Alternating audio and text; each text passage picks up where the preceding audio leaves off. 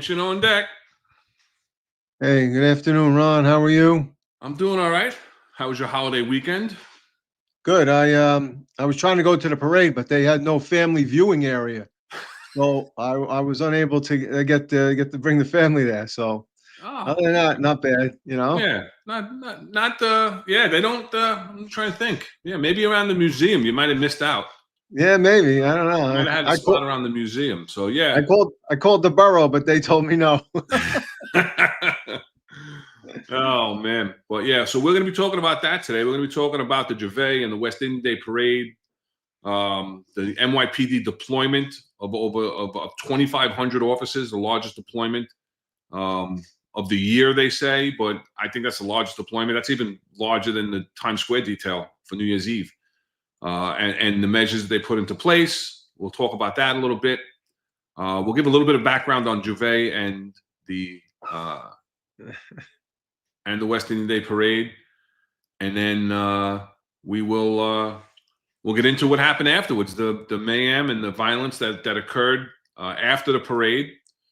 And I think you got the history of previous parades that we'll talk about, and we'll take it from there. And then later on in our second segment, we're going to bring on a friend of the podcast, a fellow host in the Finest Unfiltered family, Tom Joyce from the 10-4 Tavern. And he's going to come on and he's going to join us for a segment. We're going to discuss things that we've talked about on the side and had, side conversations. And, then when we were discussing topics, I said, let's talk about this. People sometimes say that there should be a sheriff voted in, or the 5 boroughs should go on their own standalone. So we're going to discuss what our perspective is on that, talk a little bit about the history, the fact that the NYPD did something to that effect in Brooklyn North back in 2005. What am I missing? If Vinny goes parade, it's a moving mobile riot. I haven't looked at the comments yet. But so we'll talk about that with him and get his perspective also, because it's inclusive, and he was involved and worked under the Satcom model, the Strategic and Tactical Command model. So we'll talk about that. But anything else you want to touch on before we get into it? No, I think we should get into this glorious parade. So let's just give a little bit of a history for those who don't live in New York, those non-MOS who have not experienced the West Indian Day Parade, the end of summer celebration, the Carnival, and the Juve that precedes it. So I have heard people talking, and they kind of say the Juve and the West Indian Parade as one, and it's actually 2 different celebrations. So let's just a little bit. The Juve is a pre-dawn street celebration and party, often involving paint and powder. And for anybody who's been there knows there's a lot of powder being thrown around, and celebrants are splattered with paint and covered with paint and everything else. And that kicks off the West Indian American Day Carnival, or the West Indian Day Parade, right? That's the main event that follows, and it features beautiful, colorful costumes, music, very loud music. They have it used to be tractor trailers that used to go down the Parkway, just loaded with speakers. Now they have to have pulled trailers because they've had fatalities before. The brakes burn up and the tractor trailers can't stop, so now they have to be pulled, by like an F-150 or something to that effect. But these floats and the Juve in the morning, it's a little more energetic, and that there's always been a history of violence surrounding both events. And we're gonna get into that a little bit, but you know. You know, I never worked Juve, Really? but yeah, no, I never had the opportunity or the The pleasure? pleasure of working it. But I can remember coming in the morning and seeing a lot of cops with powder all over them, and I said, oh, "My God, that's like." I mean, I know that's part of the culture and part of the parade, but to let yourself get full of all that, I seen some guys in white shirts, you know, bosses, and the shirts completely pink, man. But here was the thing with Juve, right? When you came into work for the parade, which I've done as a cop and all the way up, you always said, "Hey, how was Juve? How many shootings? How many stabbings?" Because that kind of let you believe how good the parade was going to be. You know, that kind of filtered in. So it was only like a almost like, hey, if everything goes good in Juve, it's probably going to go good in the parade or not so bad or whatever. So it was like a pre indicator on what was going to happen for that day. Yeah, yeah.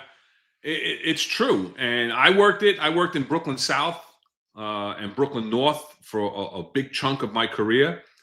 And even when I was in transit as a lieutenant, I was in District 32. Yeah. So I had, I was right down the street from Eastern Parkway or Franklin.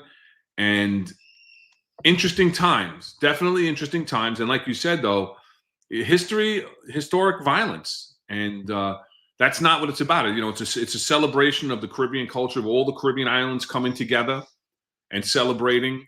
And the Juve is the Juve is actually a celebration of the emancipation of the slavery of the islands. So that's what they're celebrating. And then the carnival is just a celebration with the colors and the costumes, the music, and the dancing and everything right down Eastern Parkway. Back when I first started going to this parade in the 90s, the thing never ended. It looped. Yeah. They would go back around and come back down Eastern Parkway. And then finally, they said, all right, there's going to be a 6 o'clock shut off or whatever the time was. And whatever floats didn't get down the parade route, they got routed off the route at the major avenues. And they weren't even allowed to finish the route. So I'm not sure exactly how it's being handled now, but that's how it was. It just never ended. They just kept going around and around, and like you were there forever. And like you said, you talk to guys, and I did it. And you get notified for an 1800 to end for the Juve. You get there 1730, whatever, 1800. 6 o'clock at night for those who aren't familiar with military time. And you're there until the end. And the end of Juve is usually around 10, 11 o'clock in the morning. So you're going, almost 18 hours sometimes. And then as an executive, I kept that in mind because I used to tell my administrative lieutenants, you can't give somebody the Juve detail and then give them the evening West Indian Day parade detail because there's a night detail that comes in. And did they ever do that? They did that? Absolutely. I had the delegates come in and tell me. I had cops come in and say that they got like an hour sleep in their car. It was disgusting. And so I made it a point to sit down with my administrative lieutenants and tell them beforehand, listen, you have to think logistically. You're in this spot for a reason, right? I put you here, or you were put here before I got here because you're supposed to be, you're my go-to guy or girl, whatever, and you're supposed to have the administration locked down. You can't give somebody a detail. And their answer to me one time was, but boss, it's 6 o'clock at night on one day and 6 o'clock at night on the other day. I said, did you ever do this detail? No, obviously. Has anybody ever talked to you? Just because they started 6 o'clock at night one day, if they did 8 hours, 10 hours, and then came back 1800 the next day, okay, they got plenty of time off in between. Even though it's a rough detail, it's the dead of the summer, the end of the summer, and you're on your feet the entire time. You can't do it because the detail doesn't end. Sometimes it doesn't end until 12 o'clock, 1 o'clock in the afternoon, because it depends where you are in the Juve detail.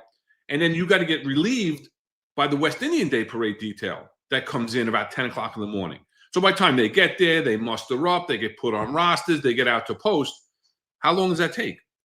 That could take a couple of hours.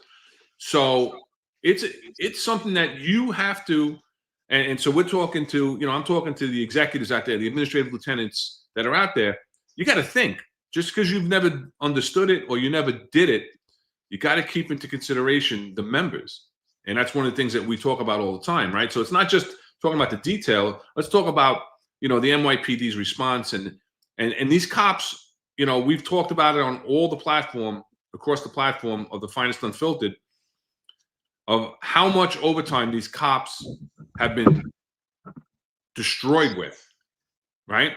They had a guest on the show this morning that left the job because of excessive overtime, So these cops are getting, abused with overtime.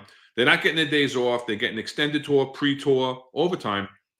And you get big details like this. Everybody knows you're not getting off Labor Day weekend unless, you basically have to have, the Pope come and sign it off for you. Unless you're a senior cop, because I'll tell you what happens when you take your vacation pics in January, right? You always took it as an IVD day, even though you didn't have plans. It could have been January in the beginning it could be in the middle of the winter, and you don't have any plans for Labor Day, and you were a senior guy. That was an IVD pick, an individual vacation day. There was no way that you were going to be picked for that, because you know what? If you're working, there's a good possibility you could be going. So you make sure you stay away from that. So I mean, when you look at the history too of that, this history, I think when I'm looking at it, it started back in 1947, up in Harlem. I mean, that's amazing. I didn't even know that the history of that parade was so great. And then I think back in 1964, for whatever reason, Harlem eliminates refuses to give them the parade permit, and then they end up 5 years later going to Brooklyn. So, and then that's where it's ever been since. But what an amazing history with it too. I mean, although like we said, we'll talk about it a little while, that there is a history of violence, unfortunately, with it. So yeah. So the New York Post put out an article, and they talked about the coverage, and they spoke to some people, and they had to pass through 13 security checkpoints along Empire Boulevard and Nostrand Avenue to get into the parade route. We'll talk about the effectiveness of that a little later. But, they faced 2 rows of barriers along the parade route instead of 1 row from all the previous years. So they're trying to increase, the barrier between the spectators and the parade. Because another thing that happens on this parade every year, for those of you who have worked it know what I'm talking about, the spectators become the parade. They jump the barriers, they go in, and they just start dancing down Eastern Parkway with the floats and the music and the participants that are in their outfits. And you know what? The problem with that was that I felt bad for the cops, because I've seen people like bosses yelling at people. You can't stop them when there's you have 2 or 3 cops along one particular block, and these and the groups and groups are just jumping over the barriers. I mean, even the double barriers, what I saw was one against the curb, then there was like a zone of safety, and then another barrier. That's a double leap for some of these people. That isn't even stopping them. You really have to do like double barriers, double up. So it takes a little while to get over. But yeah, I felt bad for the cops, because people, other bosses would be yelling at them because they're letting people jump over. There was no stopping them.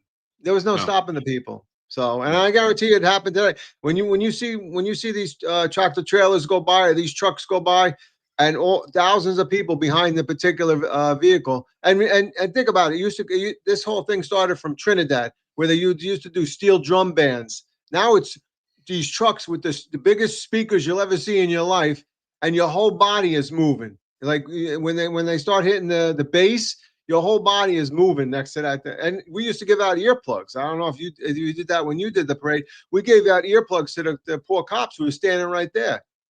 Yeah. 100%. And I did this as a cop, as a sergeant, a lieutenant in transit, even as an executive. I did it many times. And when I was the CEO of Queens North Task Force, the precursor to the SRG, we walked behind the end of the parade, and it was our job to keep the spectators from backfilling into the Use back. the mesh.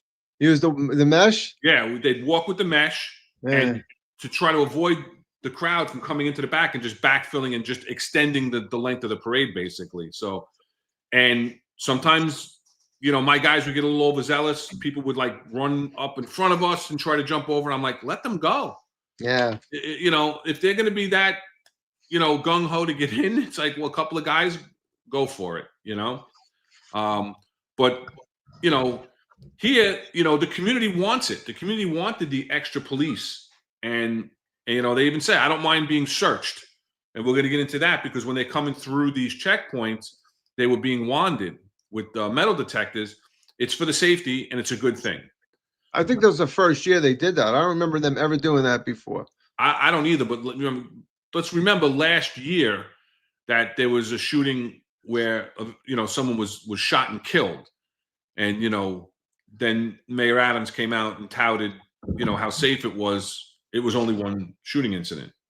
Yeah. So that person's life, There's been shootings going back to 2003, though. Right. So, we're going to get into their response to this year's in a little bit, too. But, the article goes on that another local reveler, Oslin, she's in her 70s and has come to the parade since 1989. She expressed the gratitude. See, she wants to just enjoy the carnival, right? She expressed the gratitude for the increased police presence and said that she watched officers quickly break up a budding fight in the crowd. All right, it's good that more police are here, and you see that the helicopters overhead too. It's deterring those bad elements, definitely. Well, maybe, maybe not. Everywhere you turn, you saw cops, and that's good. And then she commends the mayor and the police commissioner. And, listen, for all intents and purposes, the parade was a success. Juve was a success because there was no shootings during Juve. There was no homicides during Juve. During the physical parade, again, there was no shootings during the parade on the parade route. So success there. And I don't know. I disagree with you because those guys weren't dismissed yet. When these shootings occurred, there was still uniform presence out there. Those 2,500 were still deployed. Nobody was dismissed yet. So it's still relative to the parade. I mean, it still counts. Again, I don't know if they were dismissed because it was like 6:30 at night. There's no way they let them. Once the parade starts getting past a certain point, they start dismissing the back zone. Oh, I've never seen that, but all right. I've always seen it where the whole thing was dismissed all at once because they're trying to save the penny, penny wise, pound foolish. Because I'm even at those shootings, though, there was a lot of cops there. So I mean, but that's a response, I guess. But the shooting also occurred down by the heart of where the parade is and the end of the parade. And to your point, if they did dismiss them, then that was a mistake. That was a managerial mistake to dismiss them before the crowd was properly dispersed. So there's our friend Tom. Tom, good to see you in the chat. We'll see you on in a few minutes, right? The QC Beast is saying that the wouldn't give you OT, Chief. That's me. That's why I didn't go. And Mo thinks I was hiding in the THV, shaking out. Well, I'll tell you, who does hide in the THV? Not me, my friend. I was always bosses. Right there. A lot of the bosses do, though, because here's the difference. The poor cops are out on the post. They got their little block. They're all stretched out. If they have a place to hang out or take a personal, it may be the RMP, the Radio Motor Patrol car that they came in, and that might not even be there. There's really nothing. There's no stores. There's no restaurants. Sometimes they can you get into a lobby of a building. Yeah, maybe a lobby. The sergeants, lieutenants, they're pretty much the same unless they brought a car. Maybe they're hanging out. The captains and above, and which I can adamantly admit that I was part of that. We were behind the Brooklyn Museum, and there was a THV. There was a place to go to bathroom. There was the ESU Tactical Operation Command. So there was a place to hang out. When I got tired of doing crap on the parade route, I would come in and do that. So there is a huge disparity between the fairness that's given to the supervisors, the captains and above, than to the cops, because the cops are out there all day. with no break in the action at all, and they're literally standing on their feet. So I mean, I think there's something else has to be done too to alleviate some of that problem. I know that PBA canteen comes in the morning, drives down, gives them coffee or whatever, but then they're out there forever, and then the sweltering heat. Watching it. That's why you see cops leaning on the barriers, leaning back, because it's an exhausting time. I mean, I did it as a cop. I remember they didn't dismiss us even till I think it was like 2,200 hours at the end of the day, and we were there was nobody on the street. We were literally laying on a bunch of barriers, like just laying down because we were so exhausted. You're wearing your vest, you're wet as heck because you're sweating all day, and it's just a nightmare. I mean, that all adds into the fact that that's what it makes guys not want to go to that parade. And like Sleepy Joe said, absolutely, in a cloud of weed, right? You couldn't eat the food that was on Eastern Parkway because you didn't know that they're cooking in half metal barrels, and you don't know how old the food was or whatever they're doing. And I mean, they're not legitimate, chefs or businesses cooking this food. They'll offer it to you, and they're very friendly, and they'll give it to you, absolutely. But I wouldn't eat it. There's no way. So as a poor cop or poor sergeant, lieutenant out there, you really deserve something extra for that, because you did a lot of good work for that day, and it gets unrewarded. And now because of the violence, it gets blanketed as I wouldn't tout it as a success, and neither does the PC or the chief of department. So I mean, it has its problems, and I don't. How do you police it? I think there's ways you can do it better. You really got to lock it down. In Times Square, right? You can't get in there without getting it's only, I would say, one weird thing. The only guy that can get into Times Square without getting vetted, like screened and wanded, is the pizza delivery guys. If I'm telling you, they order pizza and everybody lets the pizza delivery guy in. Vinny Giordano used to flip. He would blow his mind. He goes, "What if that guy's carrying a bomb?" And everybody would be like, "You know what? You're absolutely right. That guy could be carrying a bomb right in. Nobody vetted that guy." So that's the only guy. But I think I don't think they're serving pizza on West Indian Day Parade. No, but however, the little oxtail might be coming in. The oxtail, jerk, chicken, I get. Don't forget Kaz. Don't forget Shell's beef patties. We'll show that in a minute. Yeah, his little beef patty. And then that needs to be locked down. That's what needs to be. You need to, street out, lock it down, and then let people in. The other problem is, though, you have residential along there. So anybody could come out of their buildings and bring a weapon. And one more thing I'm going to throw out there. I know that Tom and Pete spoke about it.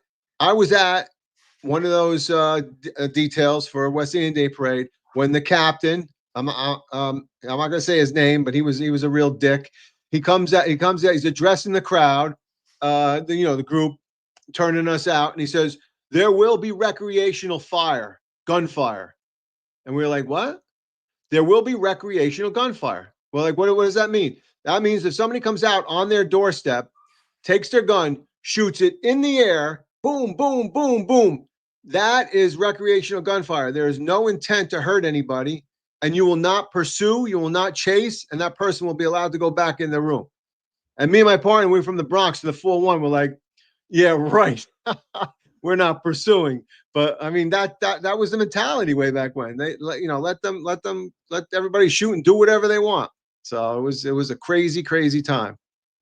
And I don't know if that still happens, if that recreational gun place still happens, but I'm sure they hear it on the periphery. But I think it has.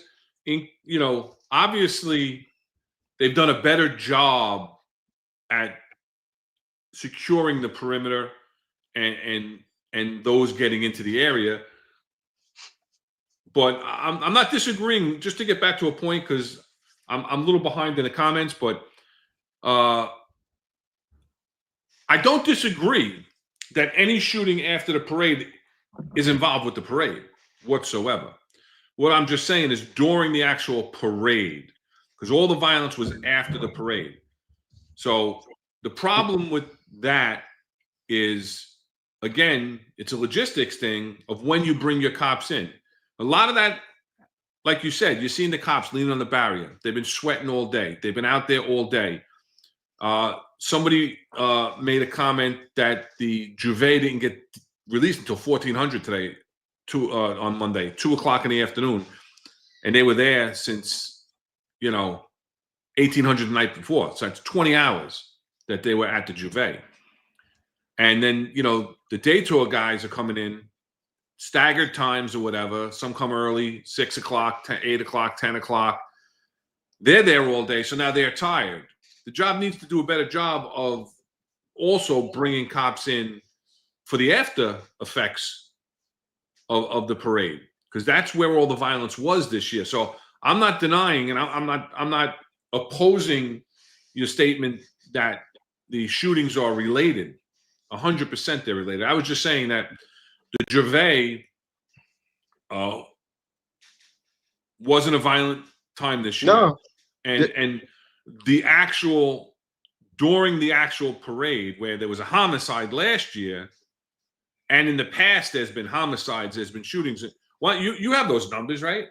Yeah, I mean, first I'll say this though, that after a parade like that, or even if the last float passes, you still want to keep everybody there, right? Because that's when the beefs are going to happen. This guy looked at my girl's butt. This guy, looked at me the wrong way. All of that stuff. So, I mean, yeah, I think it's definitely a managerial problem. And like you just said, there should be better relief, right? There should be better relief. If you could bring up Vinny, hold on, let me get it. What RDV said, right? There's no justification for the parade spanning 2 days. It should be condensed into a single day event, similar to the length to the Thanksgiving Day parade. Like, that would be easier to police, even if you split it, right? If you did Juve on the weekend before, and then you did the West Indian Day parade on Labor Day. I think if you split it, you're better off, But I understand culturally they want to get it together. But I mean, there are two. It is, for us, it's two separate events. Yeah. So, and it's not a good. I mean, even though they stay up, but just to get this is just quickly from Wikipedia. So I'm not saying that these numbers are completely accurate. This is just what I got. In 2003, there were one person was fatally shot, another stabbed. 2005, one was shot and killed. In 2006, one shot, one stabbed. 2007, one shot. 2011, one killed, 5 shot, 3 stabbings. 2012, 2 stabbed, 2 shot. 2013, 2 killed, 3 shot. 2015 was Carrie Cabay. That was a woman that worked for Andrew Cuomo. She was shot and killed on Juve. 2016, 2 shot, 1 killed, 5 other wounded. Let's see. I got 2023. 1 male shot himself. I guess that was an accidental shooting. He wanted to get a number in there. And 1 shot and 2 stabbed. In 2024, there were 5 shot. And I believe they call that like a mass shooting, like somebody jumped over the barrier and just started shooting back into the crowd. And of course now we have 2020. But that was a success because it was only one incident. Yes, one incident. 161. 161 incidental to right. And then obviously 2025, where we are now, they're saying 6. Some are saying 7, but I think the latest newspaper was reporting 6. So the history of violence has been there, but only now this year, an election year, that they decide that the violence isn't going to be happening anymore, right? Right. So Special Hagen is saying that the exact number of shootings and deaths last year without the increased police presence, and that's actually not a true statement. There was 1 shooting incident with 5 victims last year, where this year we have 5 incidences with 7 victims. So it's actually increased presence of 2,500 officers. I don't know the head count for last year, but it was definitely increased. Right. No, 100% was increased this year. And you had more violent incidences, because that doesn't count the 1 documented stabbing that the news is talking about. I'm sure there were other incidences that just didn't make the news. But Vinny says it's a moving riot. Yeah. But it's not the same. I mean, last year again, it was 1 incident, right? Just 1 incident. That's what I had. Yeah, 5 people shot. They called it a mass shooting. That's what they classified it as. But the guy jumped over the barrier and turned back and was shooting people. But yeah, so But it's just the history's there though. That's the 100%. issue. And If you're gonna if you like an example would be at the and I think you brought this up at the Puerto Rican Day Parade, right? Where they started shooting people with the water guns.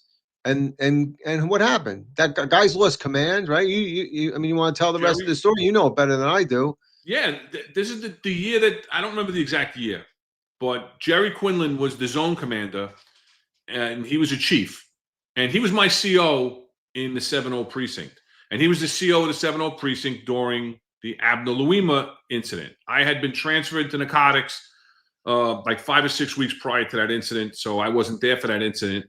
But he was away, and he was in I think Jamaica on vacation. But he was definitely out of the country on vacation when it happened. But he was a CO, so he lost his command because of the Abner Louima incident. And then fast forward, he's a chief, and he's the zone commander for the area of the Puerto Rican Day Parade where they were throwing the water on the girls and groping some girls. And I'm not minimizing that whatsoever, any kind of sexual misconduct or sexual assaults or anything like that. But you don't hear of a zone commander being transferred when 5 people get shot in your zone, when there's 4 or 5 shooting incidences in your zone or things like that.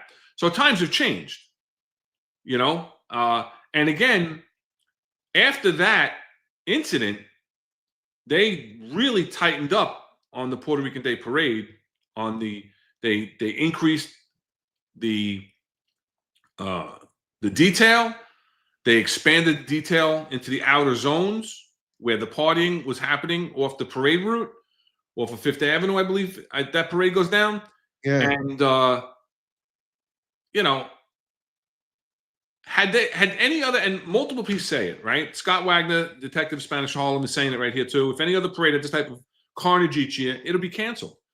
We have to do an after action on every detail. Now, when I was the CO of the 110, we had multiple details in Flushing Meadows, Corona Park, and I always had to do an after action, and what could be done better, anything that went wrong, everything else.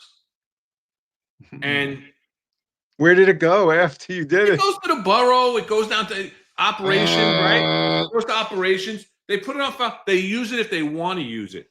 They take that 49, which is a report on type letterhead, right?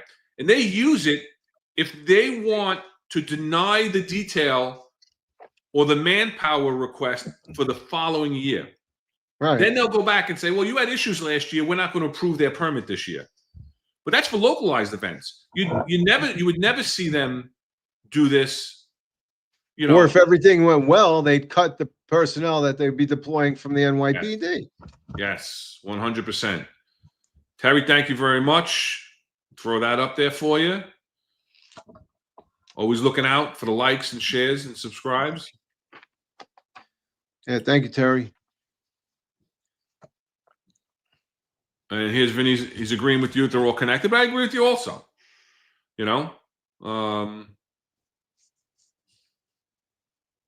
Yeah, open containers, summonses for open containers at the St. Patrick's Day Parade, where you did not enforce, even when it wasn't legal, weed smoking. As mentioned before in the chat, you mentioned it. The weed not smoking, it was not enforced. The beers, drinking the beers, selling of the beers on the side of Eastern Parkway. Nobody stopped you from doing any of that. And you're basically told it's their culture. Let them have their carnival, and what the other problem was is you have a detail where you're bringing in 2,500 cops.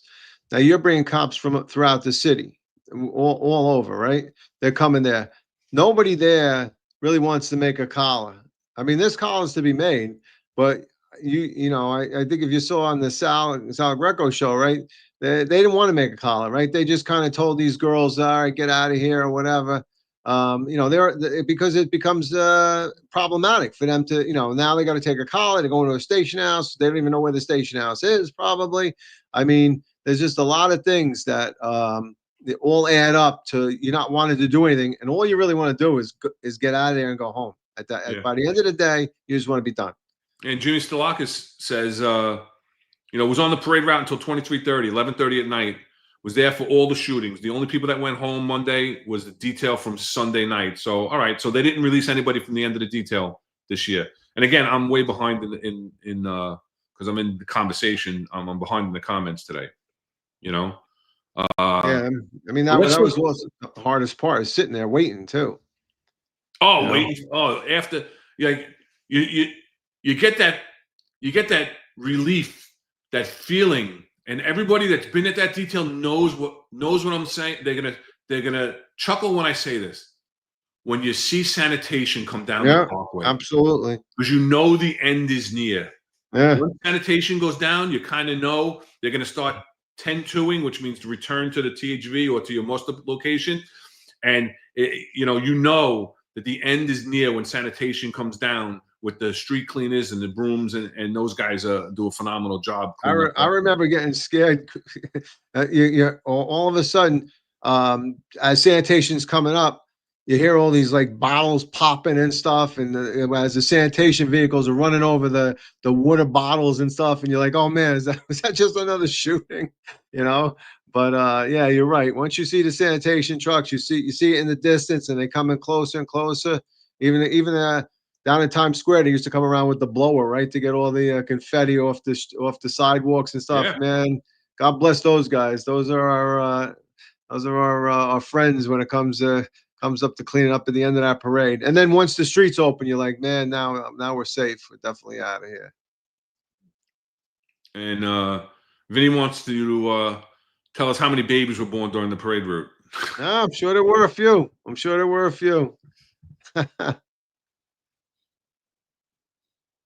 Yeah, I mean, again, it's how many shooting numbers will surpass last year's? Oh yeah. So let's take a look at what the chief of department was on Pix 11, and he was there being interviewed. They're very friendly to the administration. And this was before, at the beginning of the day, and let's see what they have to say. Autry and the one, the only chief of department, John Shell. Cause I need to give you a shot right now. Get in here. Where are you? Come over here. Then let me ask you, Chief. All right, there we go. 2,500 police officers are along this parade route now, making sure that everyone is safe. I already know you started planning last year for security for this year. Yeah. Tell us a little bit more about the planning. The planning is extensive. We had cops out here last night for 6, 7, 8, 9, 10 o'clock in the morning. A new batch comes in. They're doing a great job. The planning there's so many layers to this that all the assets of NYPD are out here today for one reason and one reason only. Keep it safe, have some fun. Let's close out the summer, and let's go get some beef patties. Wait, what country makes the best beef patties? Jamaican beef patties. Thank you. Now, Daughtry, you are a native New Yorker. We're not from Brooklyn, but we're from Queens. And where we grew up, because we grew up together in Queens, we saw this culture explode. It's a melting pot here. Tell us about your favorite part of coming here to the parade. My favorite part about coming here to the parade is looking at all of the costumes, looking at all of the dances. I think when I was walking behind one of the floats, I seen these young girls about my daughter's age, 11 and 12 years old, and they looked like professional dancers, and I was just so astounded by the way how they were moving out here in the parkway. You got to say parkway. Parkway. All right. That's enough. Yeah, overly confident, boy. Yeah, and and listen, I don't mind the jovialness. Some people say, oh, it's a big detail and they should be serious. They should be out there walking on the ground. I don't mind them sitting down, doing a spot on a show. being a little jovial. To that point, there hadn't been any violence, so there was, no need to be 100%, on a serious note. And so, but it right there, 2,500 people out there. They had the date, the night before come in, and then the day tour came in and took over. Then you had the parade. I go the opposite way, though. I say, first of all, I don't think they should be making any appearances other than maybe they already did a briefing, right, a couple days before about the security relative to the Labor Day parade. And then I think they should be humble and be cautious. And then they can tout their expressions of joy and giddiness after a success. Show me the success story, because before the parade, there's no success yet. There's only a plan. Layers and layers and layers. Not enough layers, but there's layers. And to me, hey, you can tout your success when it is a success, not before. So I get it. You want to pretend everything's good, everything's you could, and I would be a little, if it was me, I would be a little bit more sincere and say, this is what we've done. We have 2,500 police officers deployed, double barriers. We have different layers. We have anti-crime, or what are they called now? The other word for them, plain clothes units outside. I have plain clothes inside. People, all of that stuff. Counterterrorism's out there. We have our canine, vapor wake dogs, everything else. I would say all of that. Give my deployment again, and then at the end of the parade, then I'll say, hey, let me go get a Jamaican beef patty and celebrate. But not until there's something to celebrate about. That's me. TC wants to know when they're going to announce their wedding. Soon, the chat's on fire today, bro. I'm trying to keep up. The chat is on fire. I love it. I love the engagement. Rob, I know you love the engagement too. Yes. That's part of our show, where we love to engage with the audience while we're talking about our topics. We throw a lot of graphics up. The graphics just basically spark the conversation into what we're going to, be discussing and references for what we're discussing. But we really love the engagement with the, we don't talk about what we're going to talk. We talk about the topics, but we don't have conversations because we want to keep it organic. And something in the comments could trigger us to go, make a total left turn. Yeah. We got Tom Joyce, sitting in the studio waiting to come on for our second topic, but we're not even close to done with you. Sorry, Tom, just hang out there. All right, I see you, buddy. Just hang in there, and we appreciate you coming. I know you're traveling. You're in Cali right now, but yeah, I mean, listen, we talk about all the bad stuff. We've been talking a lot of the negative things. We talked about what the meaning of the Juve is, and with the like I said, they're celebrating the emancipation of the slavery of the Caribbean islands. But listen, a lot of the NYPD members, a lot of the people in the chat that I'm trying to keep up with, have a negative feeling towards the parade because they, it's such a hard, long detail for them and everything else. But really, when you look at the pageantry of it and everything else, and the celebration of the Caribbean culture, for those of you who have never experienced it, you might have seen a 30-second soundbite on the news or whatever the case. I'm gonna put up some photos of the Juve, where the celebrants are painted in paint and splattered with paint and the powder, yeah. and then some of the costumes on the parade route. So let's just take a quick look, just to show it, because really, I can tell you that I've had enjoyable moments at that parade, working that parade, and then I've had other moments where the parade in 1998, before I got promoted to sergeant, was the parade where the little squall came rushing down the parkway.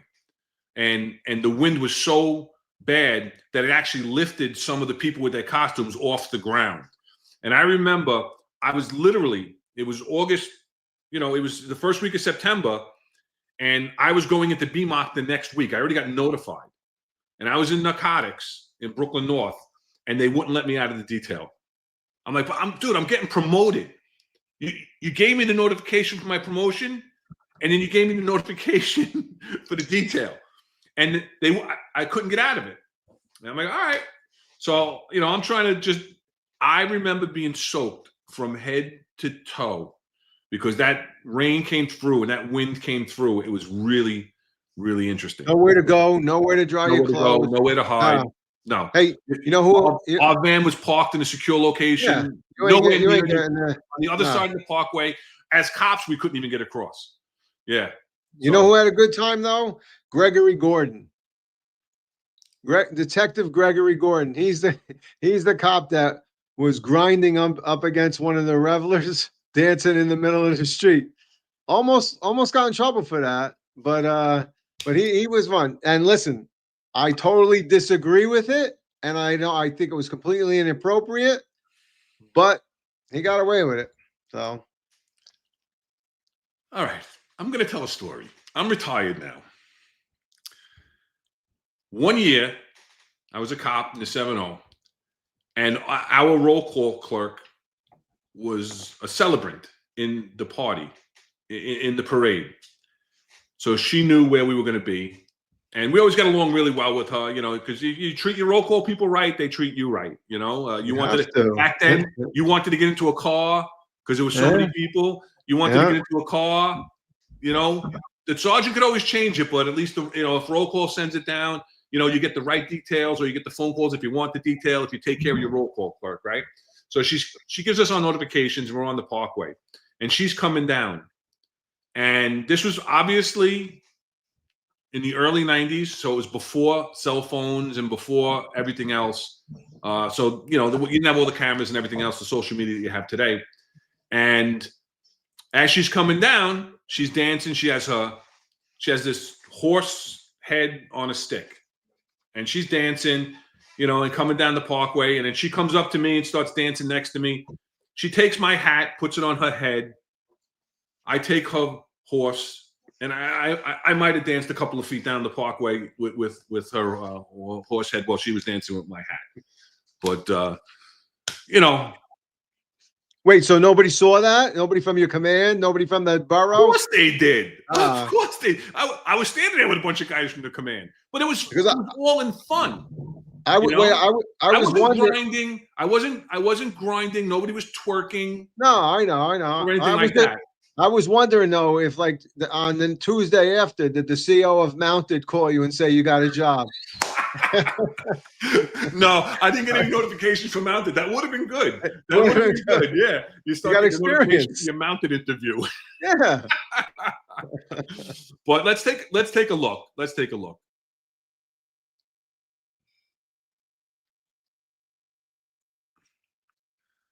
So this is, the paint getting splashed and the powder and everything else. The celebrants painted with colorful paint. And this is part of the Jovet. And then the parade, just wall to wall people dancing down the parkway in their costumes. And the costumes go from, I would call these basic costumes to, these colorful, long, feathered costumes that are attached to her arms and out. Even the guys.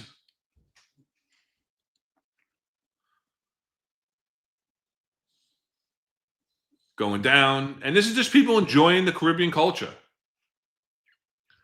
Look at this. I mean, this person walked down Eastern Parkway with that. And it was a costume like that got caught up in the wind that I was talking about. Right? And there's always the food. You talked about the food along the side of the parkway. There's always the food, right? And then, like you said also, sometimes it gets a little out of hand. Like, I'm not, this officer is not a willing participant. No. And, I don't agree with the violation of his personal space there, even though he's kind of smiling. I don't think he's too happy. His uniform's going to be full of paint. You see this, the community affairs sergeant does not look happy. He's got paint on his arm. It's funny the cops got gloves on too. Yeah. But so that's, those are some of, yeah, no. You know what, I saw what Marlon spoke about it earlier. I think, but maybe that might be one of the other things they could do is hold the parade organizers a little bit more responsible for it. You know, make them pay for some of the. I don't know if they necessarily pay for the overtime or the cost of the police officers and things like that. But that might be another thing to do. You know, that that they could actually, use some money and maybe get more cops or whatever or something. But there's some things have to be done because, it is like Marlon's saying, it is a shit show at this Absolutely. point, and it's not, it hasn't been fixed. It's been constant, so it needs an overhaul, unfortunately. And when you show the pictures and understanding the culture and the people from Trinidad and originally, starting it. I mean, that's great. And I wholeheartedly agree 100%. And they should have a parade for that. But there needs to be something done to quell the violence because it's constant. And until they do that, I don't know how many layers Michelle's going to put or how many beef patties he's going to put in his mouth and before it stops. So, and I say Shell, but it goes back to every other chief of department, every other PC. So,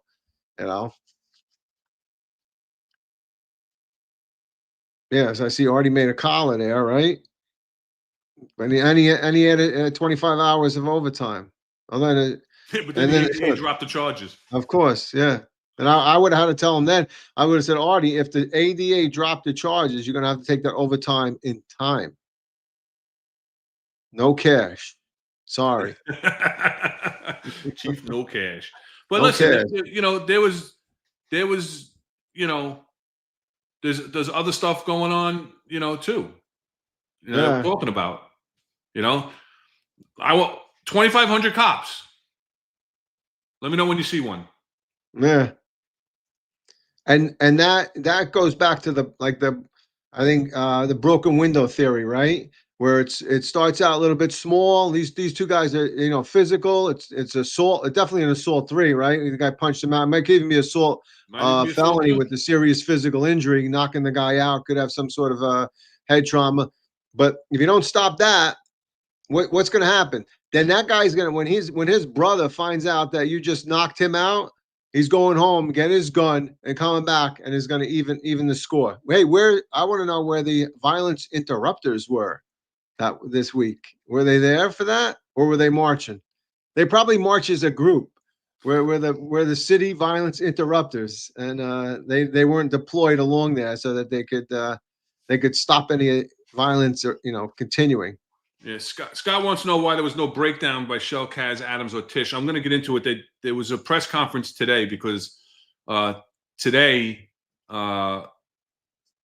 they had, all the press went out yesterday about the crime reduction and how crime is down and everything else. And I'm going to show a piece of one of their interviews on Pix 11 once again. And what the only thing I've heard, to be perfectly honest, the only thing I've heard about the shootings on Monday was on that one piece. But before that, let's bring up what Channel 4 News, I think, had pretty good coverage for the parade. This parade route that in Times Square on New Year's Eve, Mayor Eric Adams says we will. Oops, sorry about that. Brooklyn, 7 people are recovering after several shootings following the West Indian American Day Parade in Crown Heights. Despite thousands of NYPD officers, there were shootings at 4 different locations last night. If there's any good news here, no one was killed. But News 4's Melissa Colorado reporting live in Crown Heights with what the NYPD is saying. Melissa.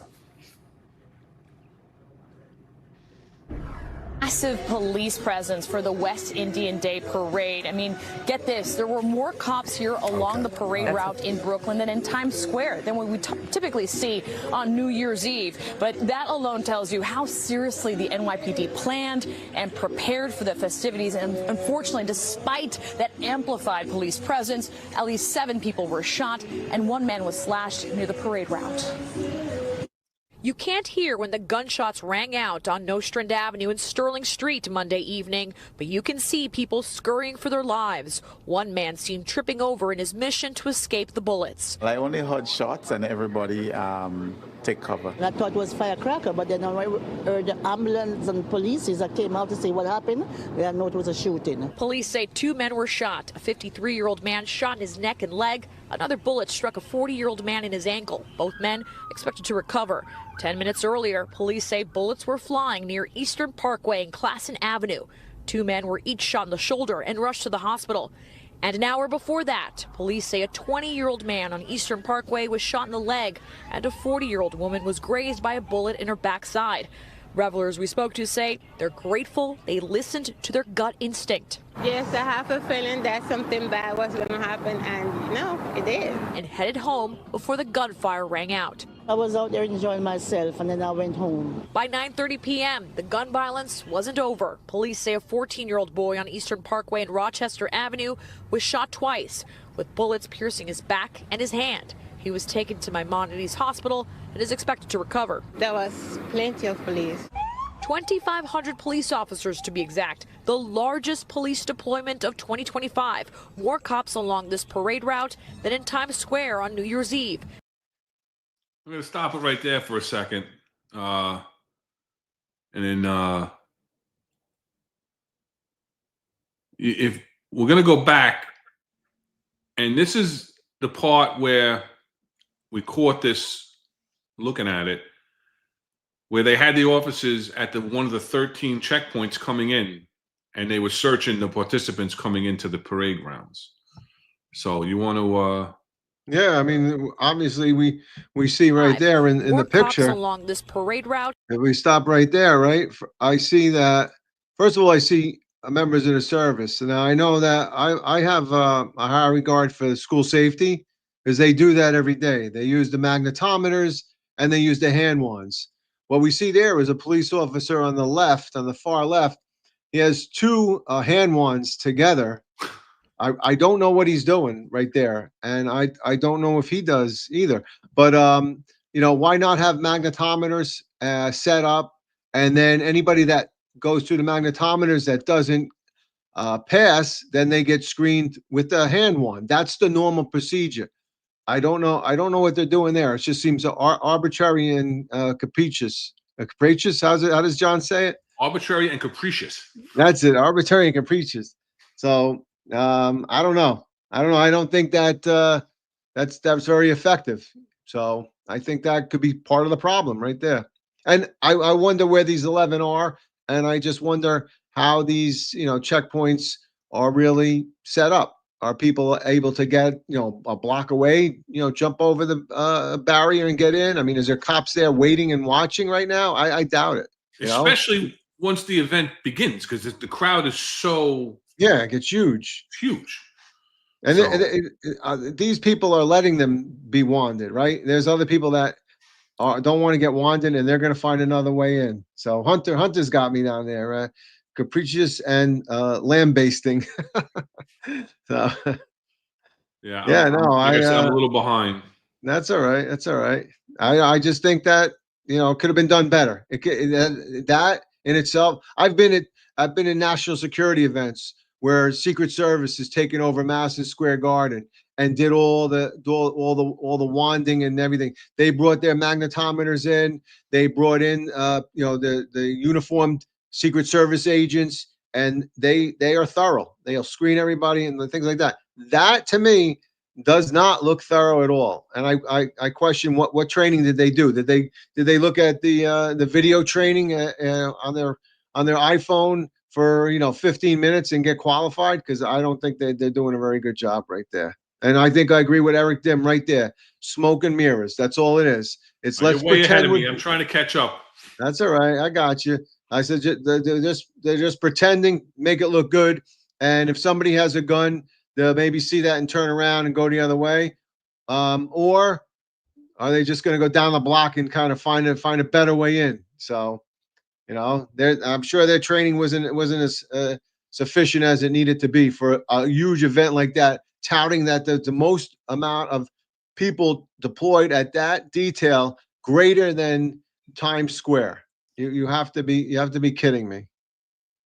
So do it right. Yeah, like Sleepy Joe says, the NYPD U course. That's what it was. They clicked on it.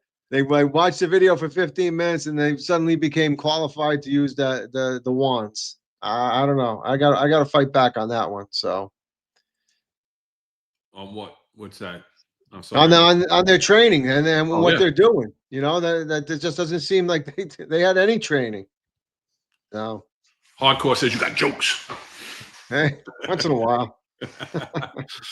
You got to laugh, right? You got to laugh on this job. Otherwise, you'll, 100%. 100%. So, again, we haven't really seen a response. Like last year, the mayor and the police commissioner, got lambasted for coming out and saying how safe the parade was and that it was only one incident, even though 5 people got shot and 1 person lost their life. So, it was pretty much put out there, that you're downplaying the loss of the life and the victims that were shot because it was only one act of violence, one crazed gunman that opened fire and shot 5 people. But this year, I didn't hear anything. I didn't hear any recap. No. Election year, right? He's trailing. He's in 3rd place. Jim Walden just bowed out of the race.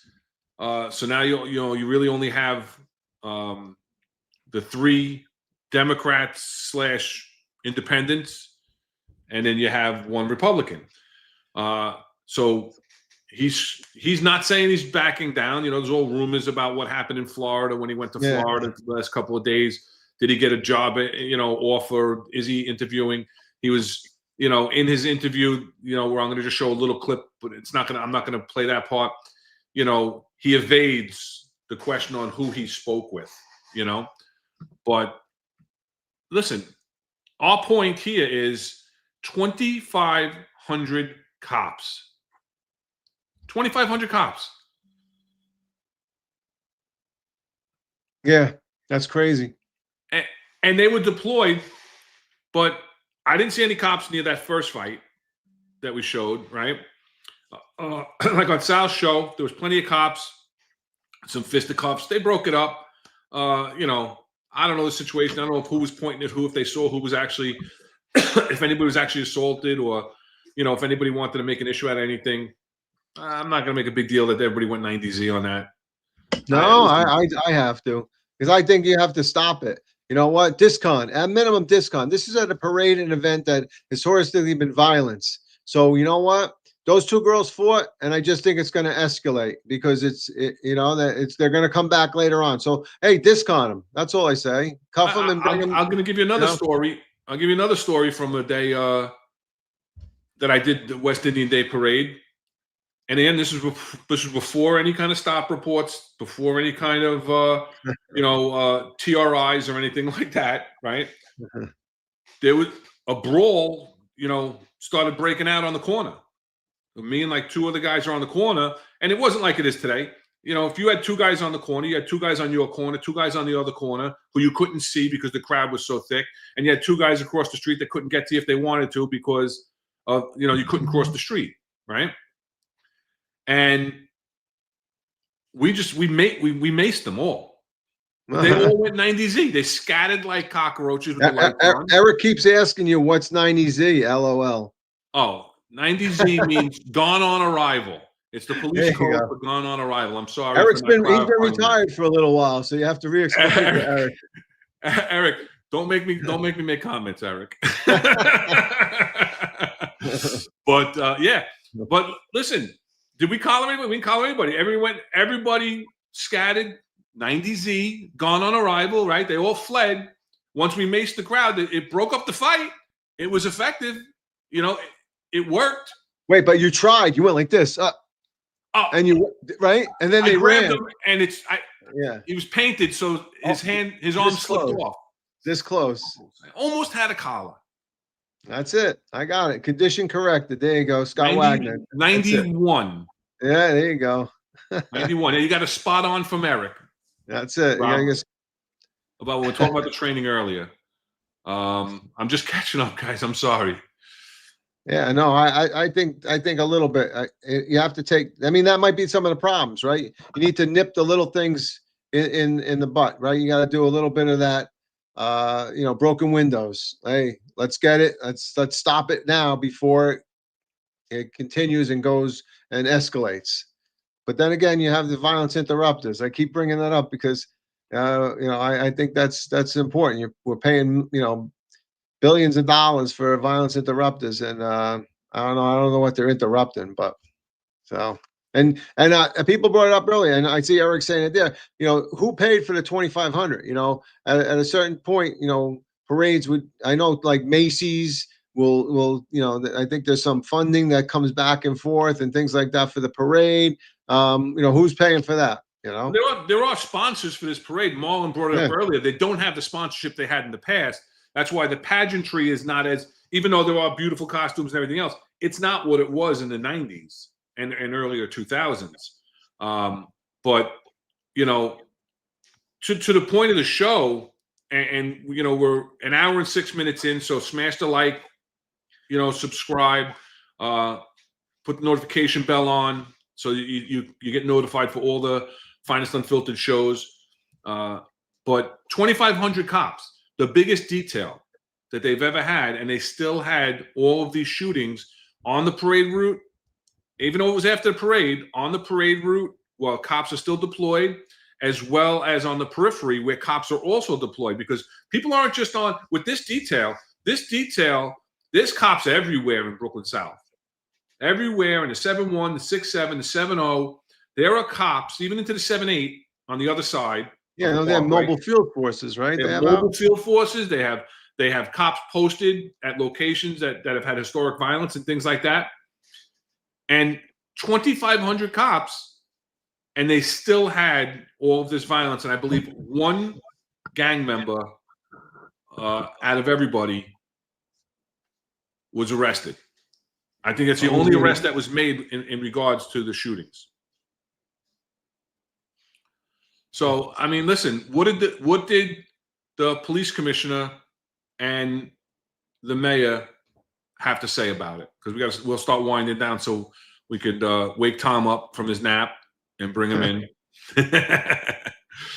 All right, but this is the only thing I heard, and it was part of an overall interview on what's going on with the crime reduction that they're reporting, the shootings that are down, the homicides that are down, and his political aspirations.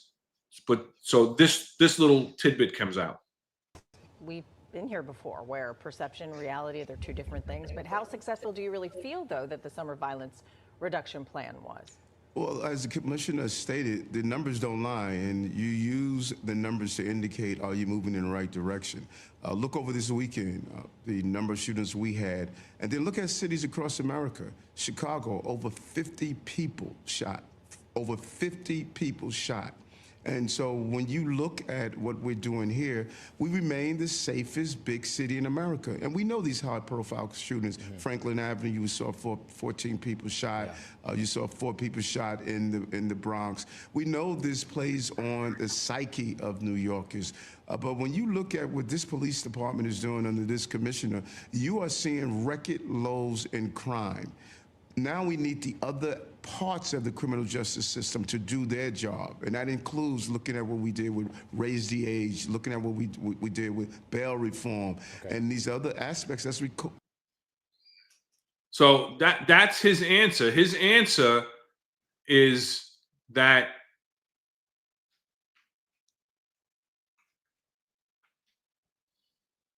$58 people were shot in Chicago. So hey, we didn't do too bad. We only had 7 people shot. And that's only at the parade. Because don't forget, there was 5 people shot in the Bronx, or 4 people shot in the Bronx, one was killed, right? And there was other shootings throughout the city. We're only concentrating on the Juve West Indian Day celebration, right? But his only response is, look what happened in Chicago.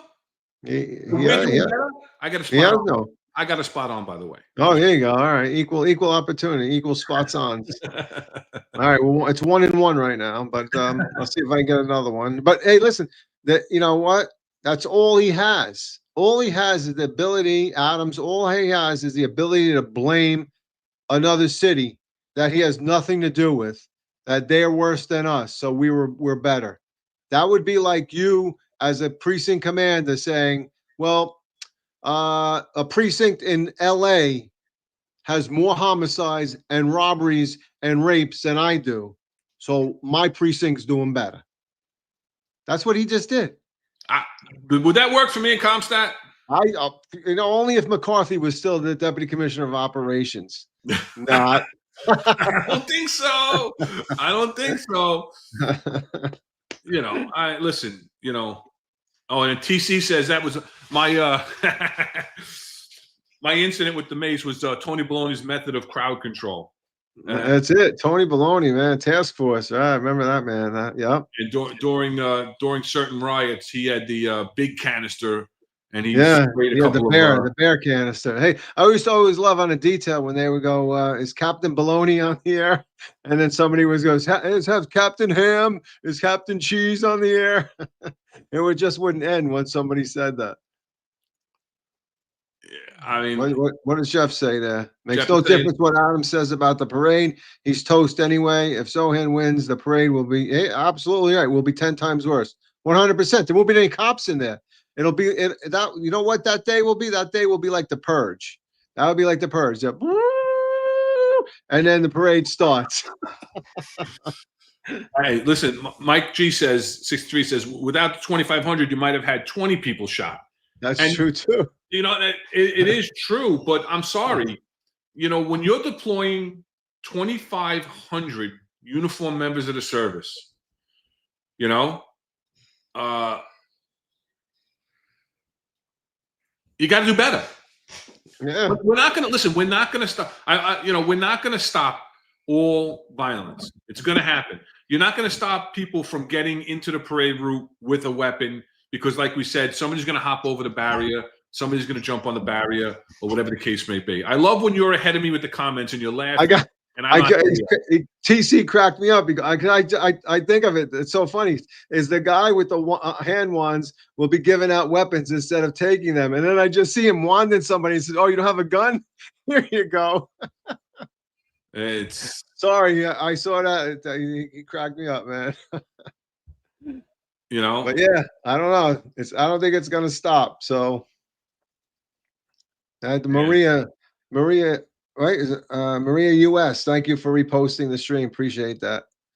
So definitely, thank you very much. Like, share, and subscribe, guys. Like, share, and subscribe. It's. I'm sorry. I just think that.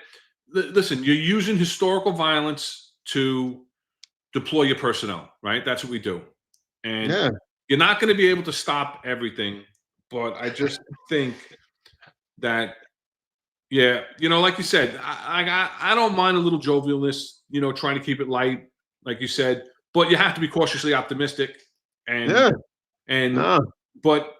how do you not after the violence speak about it? And the only speaking about it is to say, hey, we're not Chicago.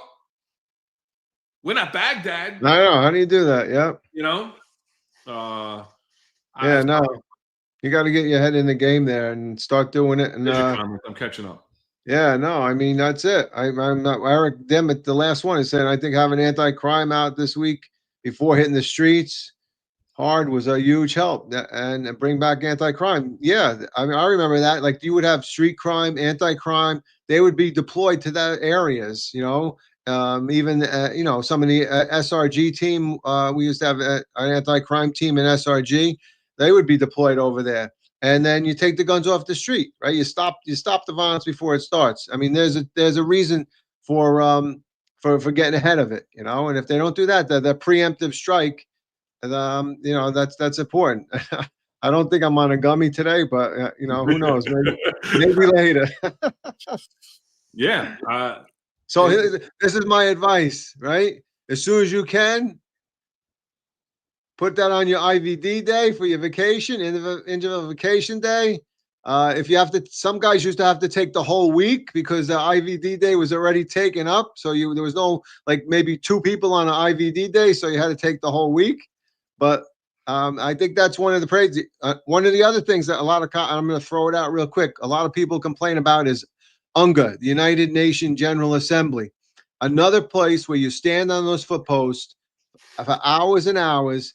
And what happens there is you deal with nasty people in Manhattan that don't want to be told they can't cross the street here. They got to go down the block a little bit.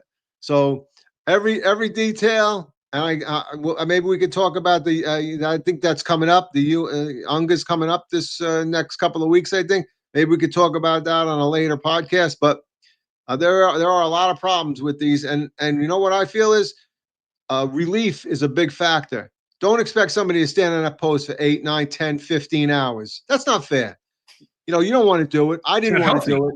So, we ESU, we emergency service unit, we had guys staggered on both sides because you can't get to the other side of the parade route if something happens. So you have to stagger things, and we didn't expect them to stand out there all day. Hey, once in a while deploy or whatever.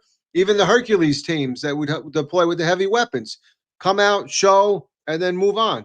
And the other thing is you kind of get trapped in there too. Your response for help might be a little delayed too. So you depend on those, you maybe need reaction teams, but there's a few things that could be done.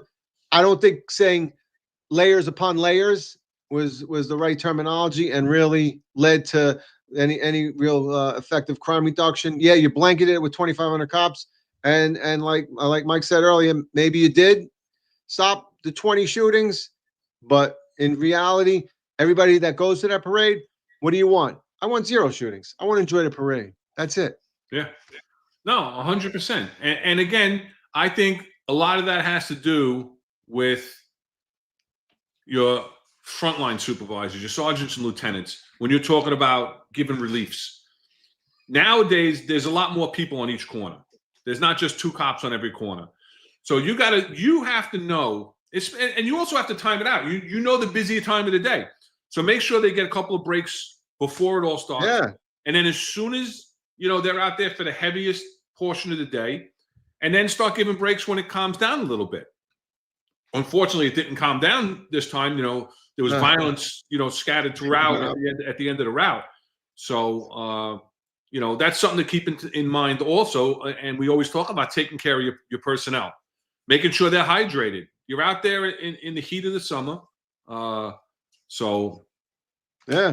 What else? Anything else on this before we move on? No, I see some like Captain in Coke 70 says, I was happy to work UNGA. Give me the busiest post. Made the day go faster. Quick way to make 30 hours plus of OT. Yeah, I mean, some of these details. Give it to you, John. Yeah, some of those are big money makers too. They are too. So yeah, no, there's not much violence at UNGA though. So, no, they're just long days. They're long days. Yeah, on a post where you have to actually look sharp and stand tall because you have a lot of big bosses that are walking around. That's a big problem. There's always bosses. And you always had guys like Hoyle or somebody else walking down Fifth Avenue on the other parades. You don't see that. Once the parade starts, you don't see the bosses really too often. They're scared. They're all in the back of the Brooklyn Museum. Yeah. During the actual parade, you don't see a lot of the big bosses out there. They're out there before. They're turning you out. They're driving up and down the parkway before the parade starts. And then you really, unless a major catastrophe happens, you're not really going to see anybody. That's why I say it's on the sergeants and lieutenants to take care of their personnel. Absolutely. And I'm going to push back on hard X core, cash only. Nah, come on, man. You got to take a little bit in time to, save the city a little bit. So. And then Captain Coke wants to go to the U.S. Open detail also. Just be careful driving. Look out for those people that are laying in the road. Yeah, new speed bumps there. You got to be careful about. You have to be careful for that. All right, so let's move on. We're running a little long. we're gonna bring up to the stage a friend of the show and co-host of the 10-4 Tavern, Tom Joyce and Pete Faselli. We're gonna bring Tom Joyce onto the show to join us. So let's bring him up. Let's unmute you. Unmute yourself. I can't do it. Hey, good evening, everybody. What's up, Chief? How are you? Inspector. Hey, Tom, how are you? Good. How's everything going? Welcome to the Living show. the dream. Whoop. Sorry, Yeah, took the wrong thing off. Yeah, it's all good. So now you understand this self-production here, you know, producing Oh, ourselves. Yeah, So multitasking at its every now and then you best. click the wrong button. Eric is welcoming you, the Finest family. Welcome you to the show. So now we're going to move on. We're going to talk. You know, we talk about deployment. We talk about what the job can do better. We've had conversations offline. We talk all the time about, should people vote in the police commissioner, or should it be an appointed position from the mayor? My personal opinion is I think it should be an appointed position. I don't think we should be voting the person in. You're voting your police commissioner in when you vote the mayor in, because their public safety platform is usually the main platform in someone's political agenda. So I don't think you should be voting them in. And my argument also is, if you're complaining about the mayor and you're complaining about the city council members and you're complaining about your assembly members, they were voted in. So you're going to vote in a police commissioner who may have these woke agendas, and then you're stuck with them. Whereas with the police commissioner as appointed by the mayor, they could be removed at any time. Yep. So that's my personal opinion on that. Hey, wait, I want to interrupt real quick. Tom, drinking coffee. I don't know. What do you got there? Come on, H2O, 10-4 baby. All right, Diet Coke. We got to plug 10-4 Tavern. The 10-4 Tavern, my friend. Tuesdays, 7 o'clock. Hey, I'm in California, the land of fruit and nuts over here. I'm not going out with an open container. You got to stay level-headed. But yeah. So what is Rob? What's your opinion on that portion of?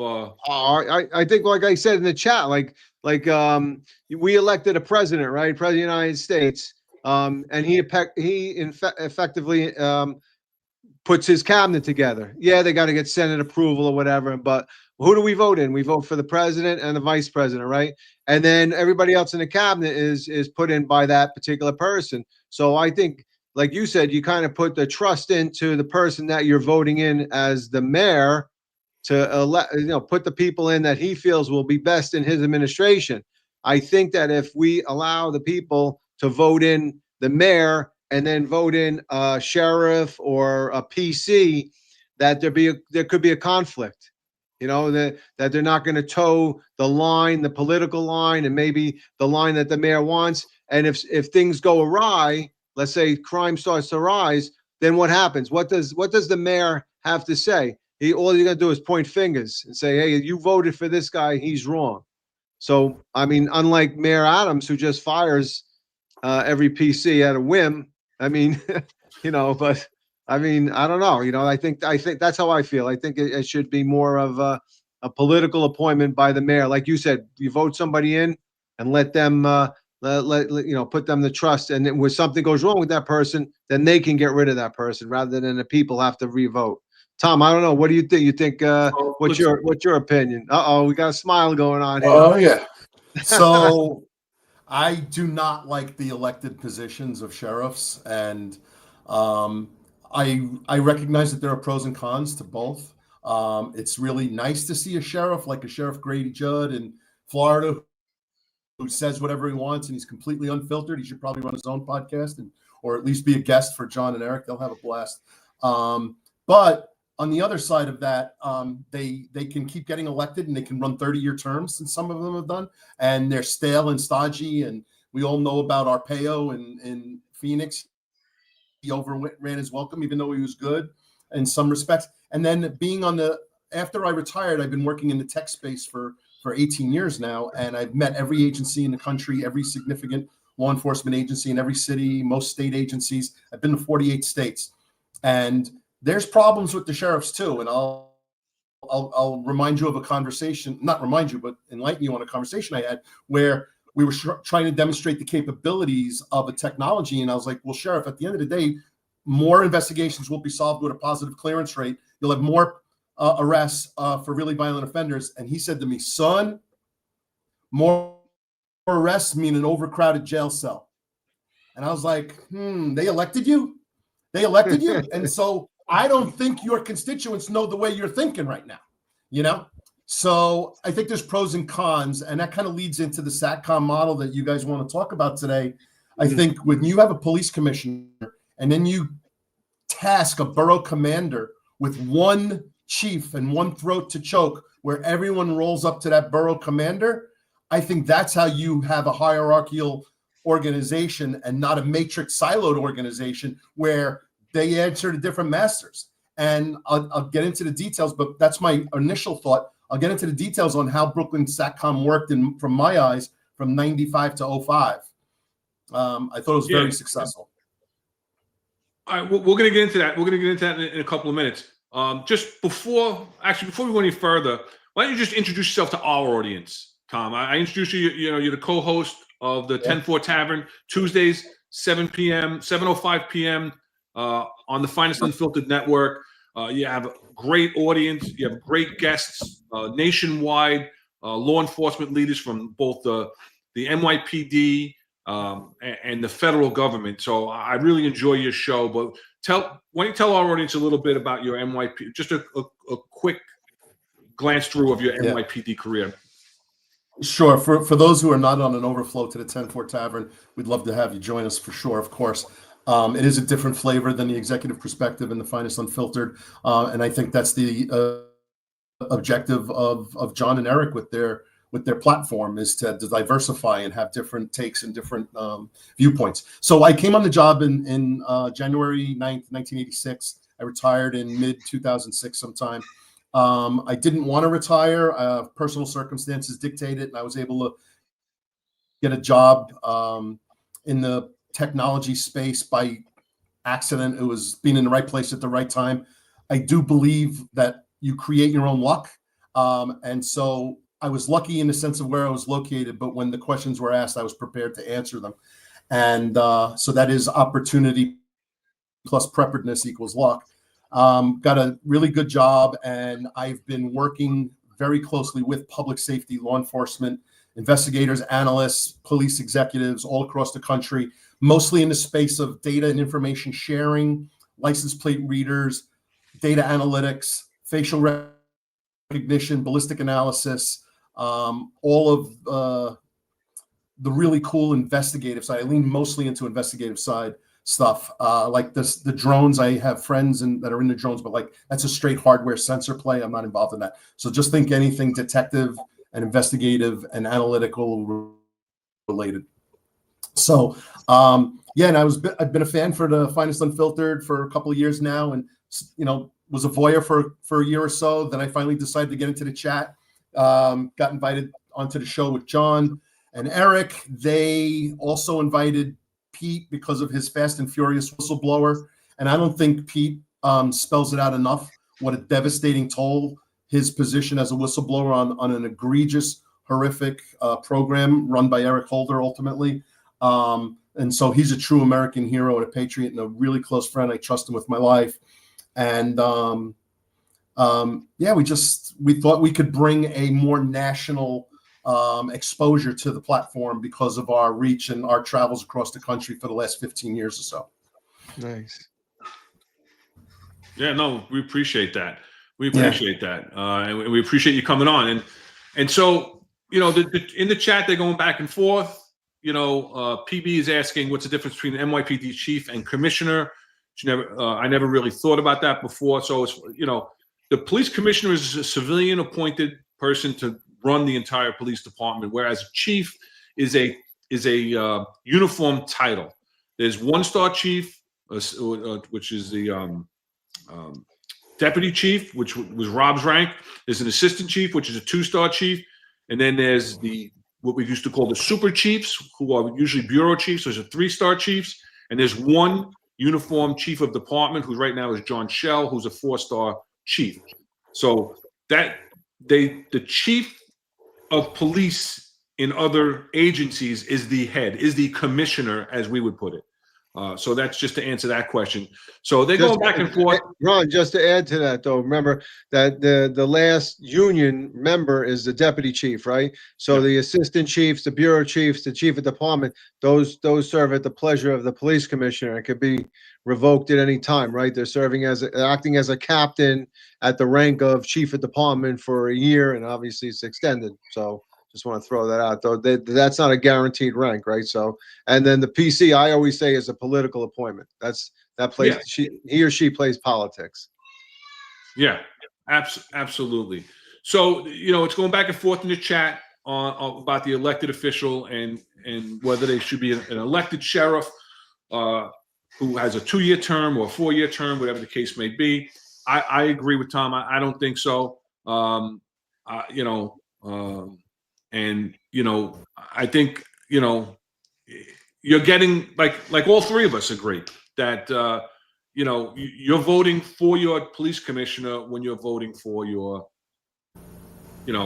mayor, just like you're voting for your cabinet when you're voting for your president. That was a great point, Rob. So that being said, actually, it was in the chat. Oh, okay. Yeah, somebody brought that up in the chat. I stole that. Yeah.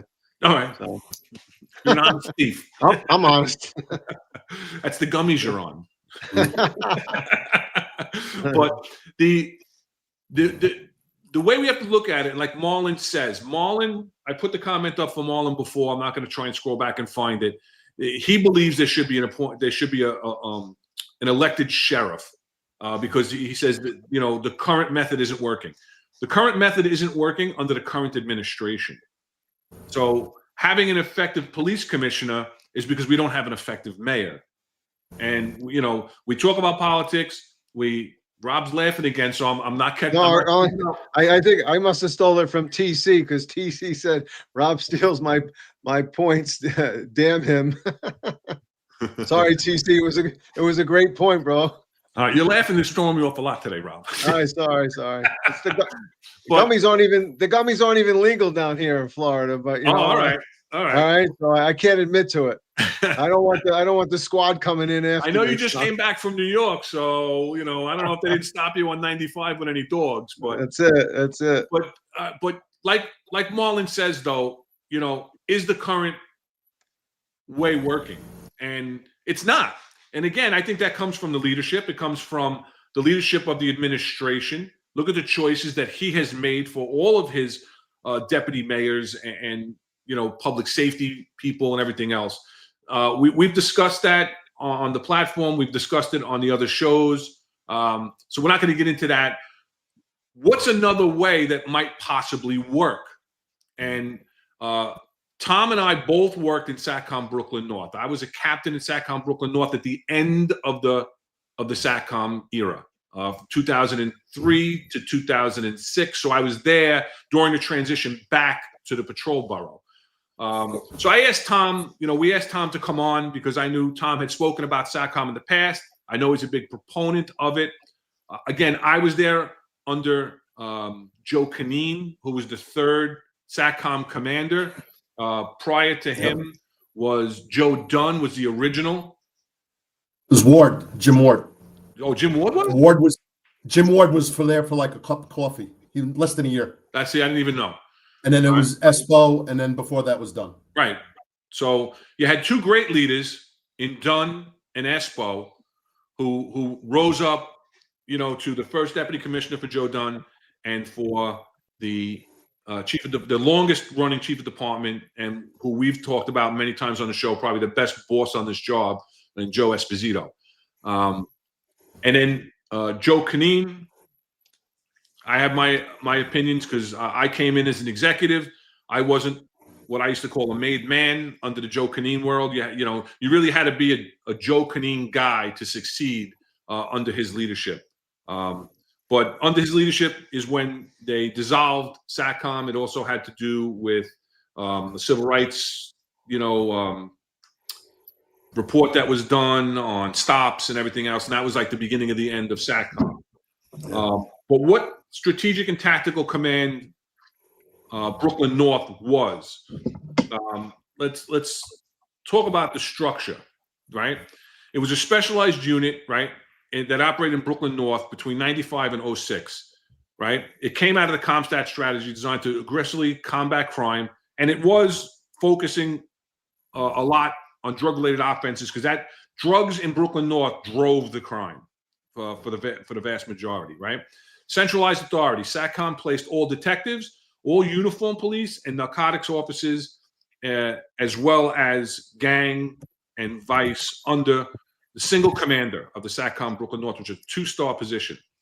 The command concentrated resources on highly trained supervisors, so they tried to bring in the best and put them out in the most crime-ridden precincts, particularly to combat the drugs.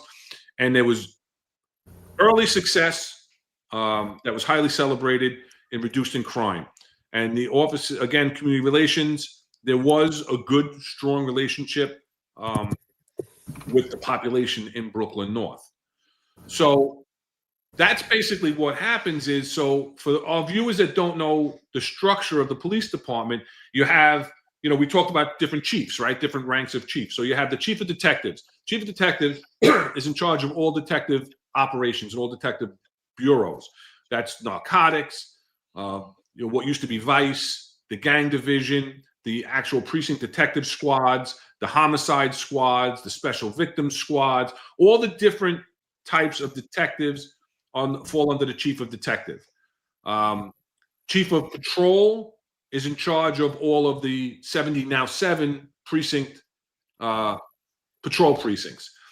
The chief of housing is in charge of the 9 police service areas that cover the housing bureaus. And the chief of transit is in charge of the transit districts. Now, transit was not included in Satcom. Transit was still standalone to the transit and answered to the transit, the chief of transit.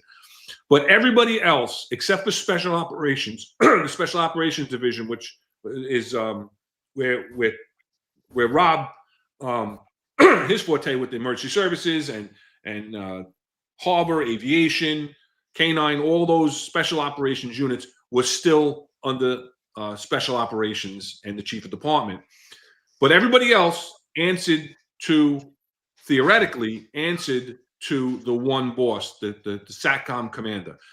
So in these conversations, I thought about it because I worked through it, and I said, that if done properly, which it was done for a lot of years, it could be a very successful model because it's centralized. And you have one person that's concerned about that one geographical area of employment. So it's almost like Brooklyn North was its own police department. Mm-hmm. And so we talk about that, and we talk about, the conversation has been had, should we have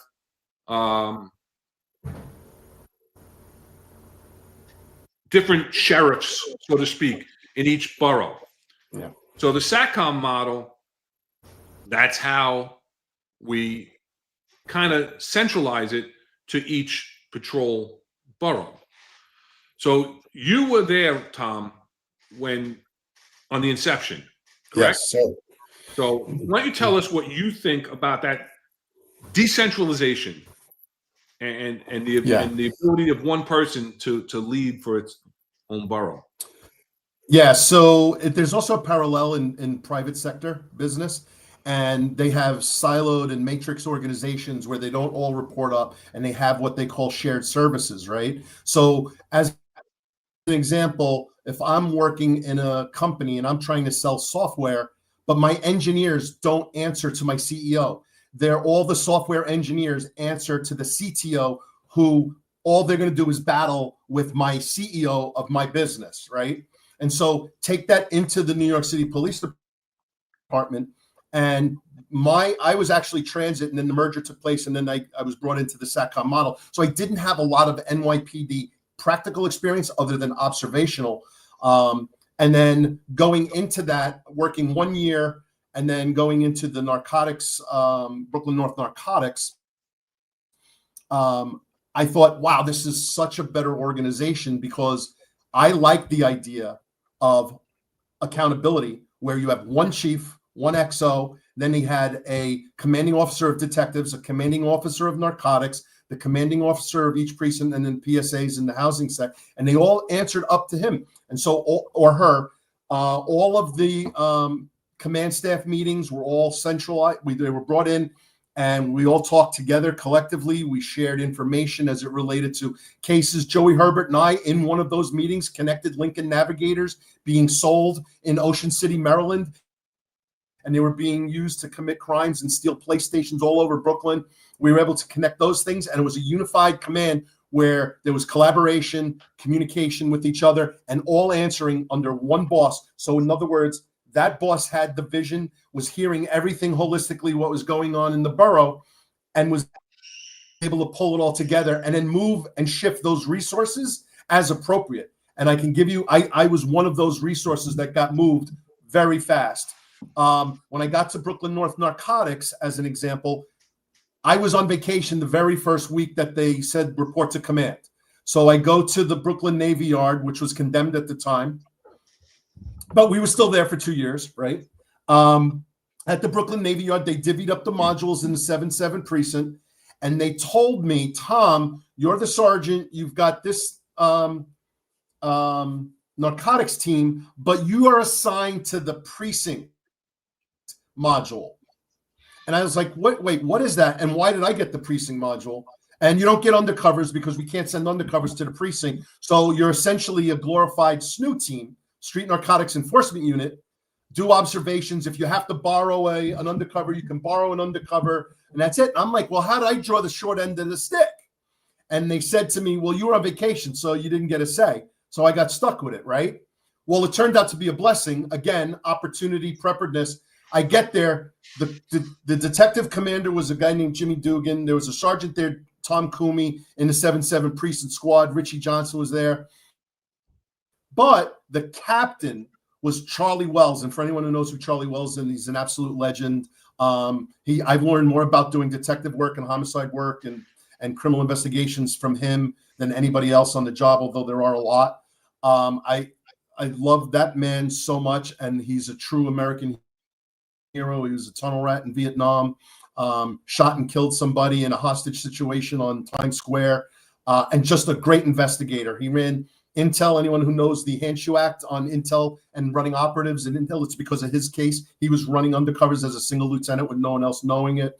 Really just a tremendous guy. And we were doing so much good work. And by the way, who's in my team? Rodney Johnson, police commissioner of Suffolk County, former chief of department, was in my team. He was a detective for me in Brooklyn North Narcotics. And then I also had Tony Trotman and Dave Joseph, who both got fired from the job for corruption. Stories for another day. So I had an interesting Brooklyn North experience, to say the least. But we were doing so many arrests of narcotics related individuals at shooting and homicide scenes exactly the way you're supposed to do it. The captain would call me into his office. He goes, Tommy, what do you got going on today? I said, nothing really. What do you guys got going on? We had a shooting last night. We had a homicide last night. We're still working on the homicide from a week ago. I want you to go to this location, that location, this location, that location. And we would bring prisoners in. We would get them on narco, get them on sales, and then we would do debriefings. And because we were there with the squad, we would spend more time on these debriefings, and they weren't just cycling through them really fast. And we were developing witnesses or information on shootings and homicides like crazy. So, Tom. So 6 months. Yep. Yeah, just to slow it down a lot, because it's a lot to unravel there for the people in the chat. Yep. So where do you see the benefit to the Satcom model, and especially with your expertise with narcotics and the detective bureau, as opposed to, and Marlon corrected me, I mean decentralization. Centralization is what we have now. So yeah, so decentralizing it to having, a model in each patrol borough, or even if we went to, each actual physical borough, where do you see the benefits of that decentralization? Yeah. And it's exactly, and what I was leading to, and I'm sorry for the longer story at the beginning, but I just wanted to set it up, was that when there started being depleted, like after about a year, close to a year, a lot of the narcotics was suppressed. A lot of the violence was really getting impacted. And so there was like people were leaving and retiring from the detective squads. They had an abundance of narcotics investigators and sergeants, and they were able, at the stroke of a pen, Bill Taylor was the commander of detectives and narcotics at that time. And he said to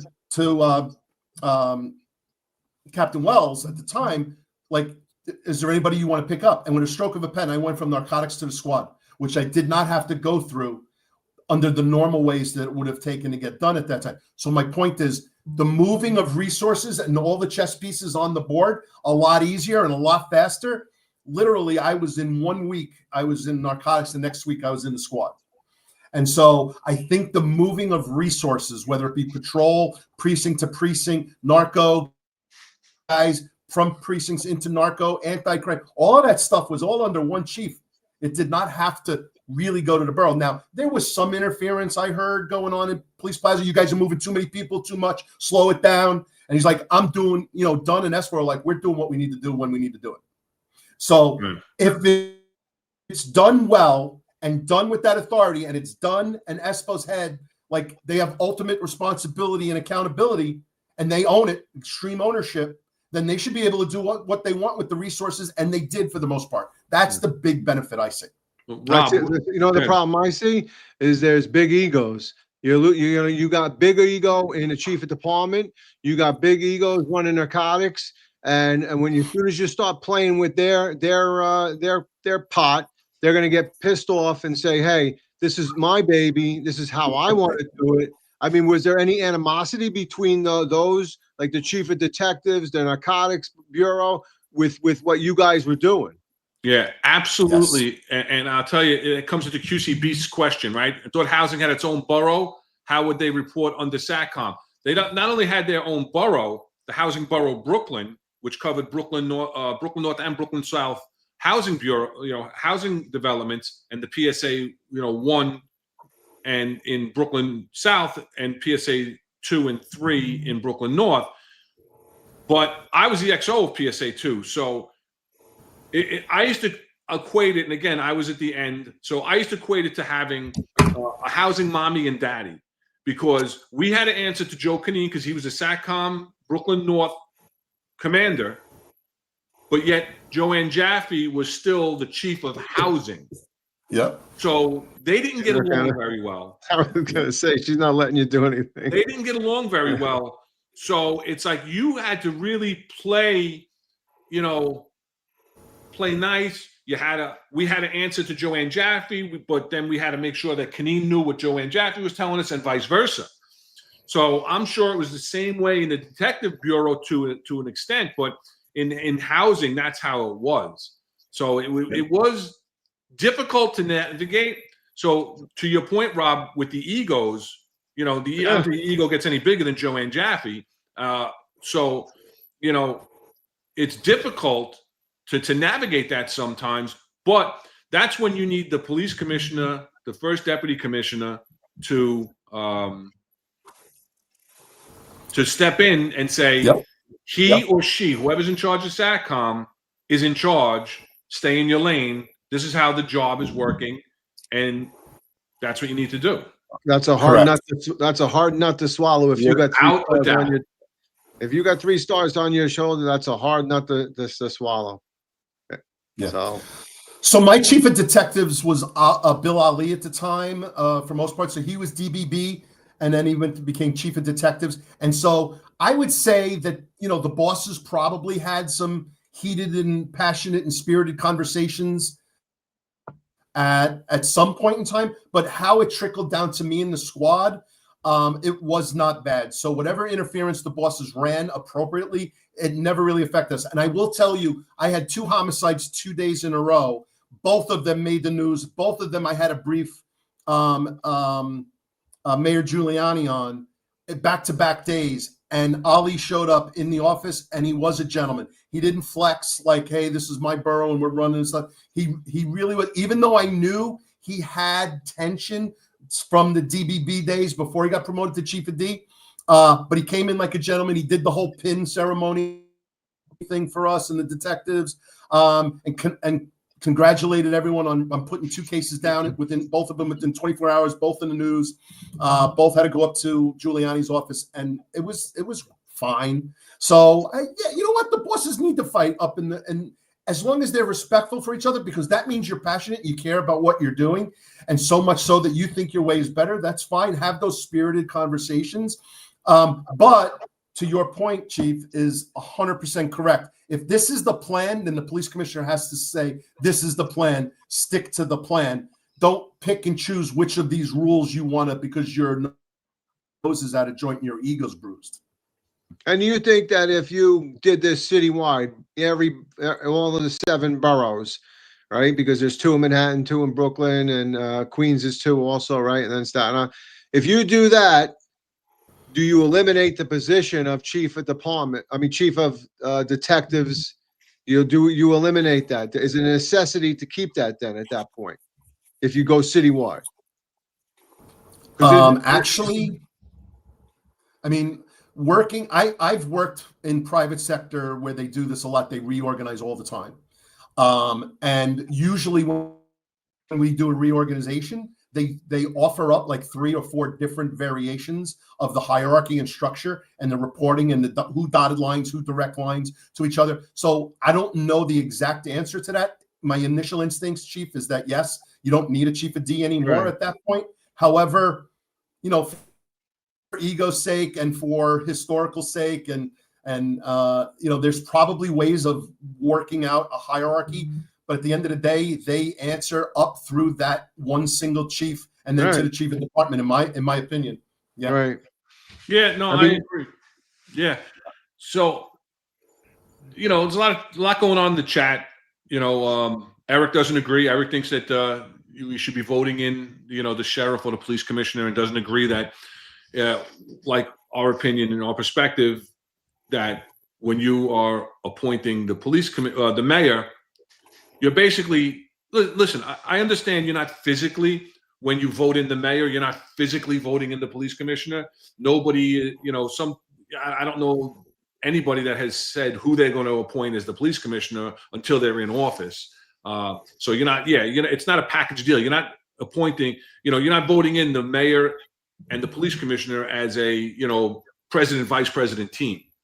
But I think our perspective and our point to that is that when you're selecting a mayor, the mayor has run on their public safety platform and told you what direction they think the police department should be going in. Like if we elect in New York, Mayor Mamdani, we, you know, even though he said he might keep Tish in, we know what his thoughts about how the police department should be run are.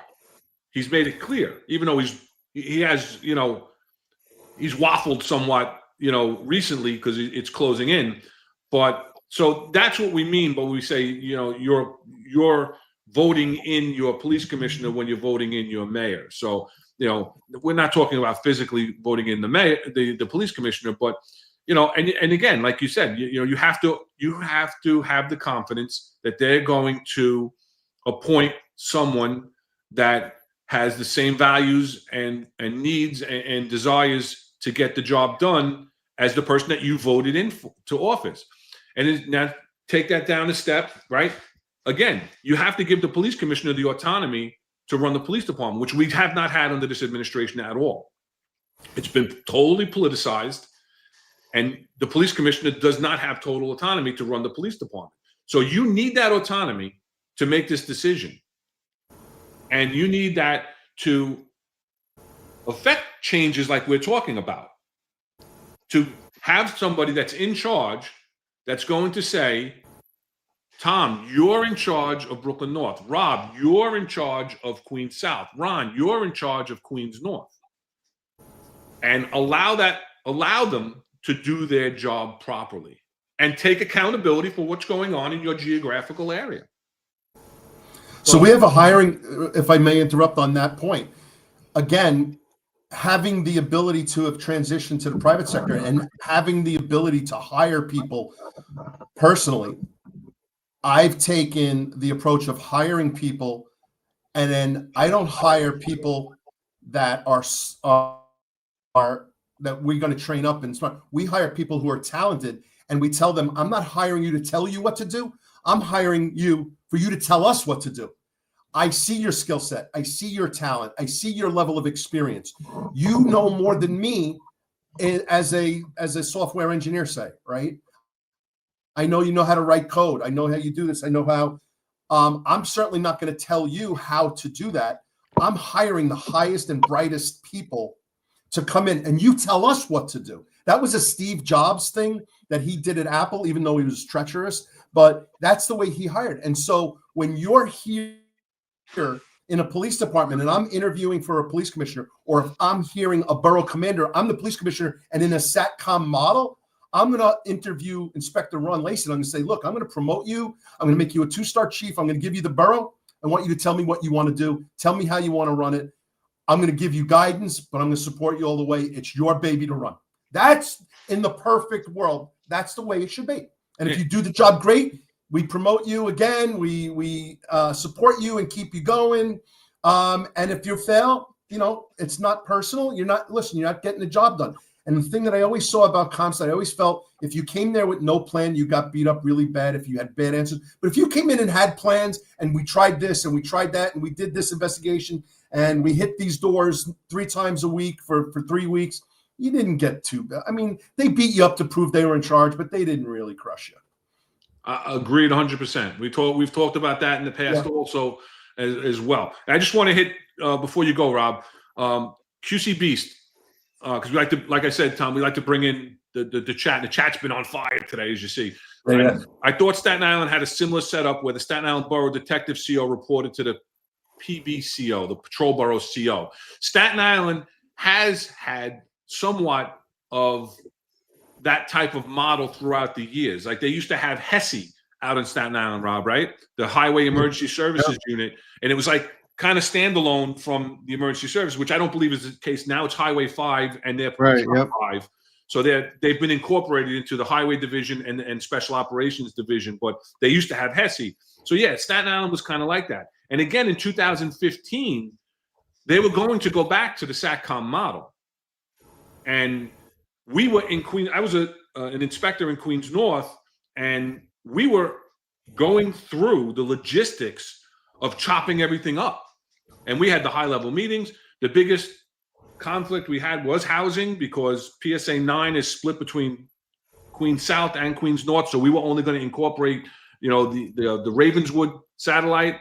And, it was a matter of personnel, and nobody wanted to work in the Ravenswood because they all lived out east, and it was a really bad commute out to Astoria.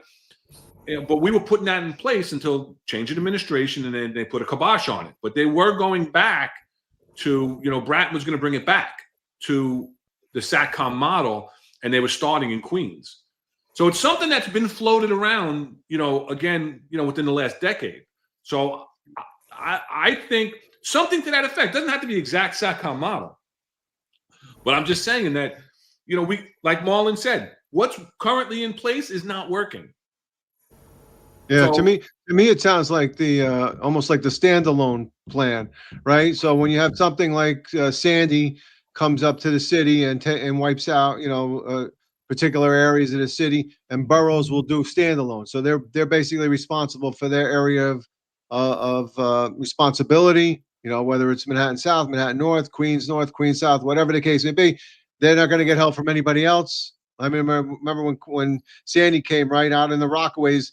Nobody was coming to save the Rockaways, and even the fire department, ESU couldn't even get out there. I mean, we only got out there after it subsided a little bit. So we're a standalone. And I also think that in some respects, it's also like emergency service, like some of the SOD things. All right, we're a citywide unit. We have deployment in each particular borough, but we break up in that borough and not report specifically to a borough commander, but the things that are happening in that borough, our guys will respond to those particular things. If there's crimes or whatever, we would sometimes we'd have our ESU guys go to particular shooting locations and things like that. So what I would say is, how about this? you make every borough commander a 3-star, because this way you can get rid of the chief of detectives, you can get rid of a few other super chiefs if you're going to get rid of the chief of housing, but make them borough commanders. And then this way they all work together. My only other question would be is, how do you anticipate, like, when guys get promoted and they go to another borough, when guys are no good?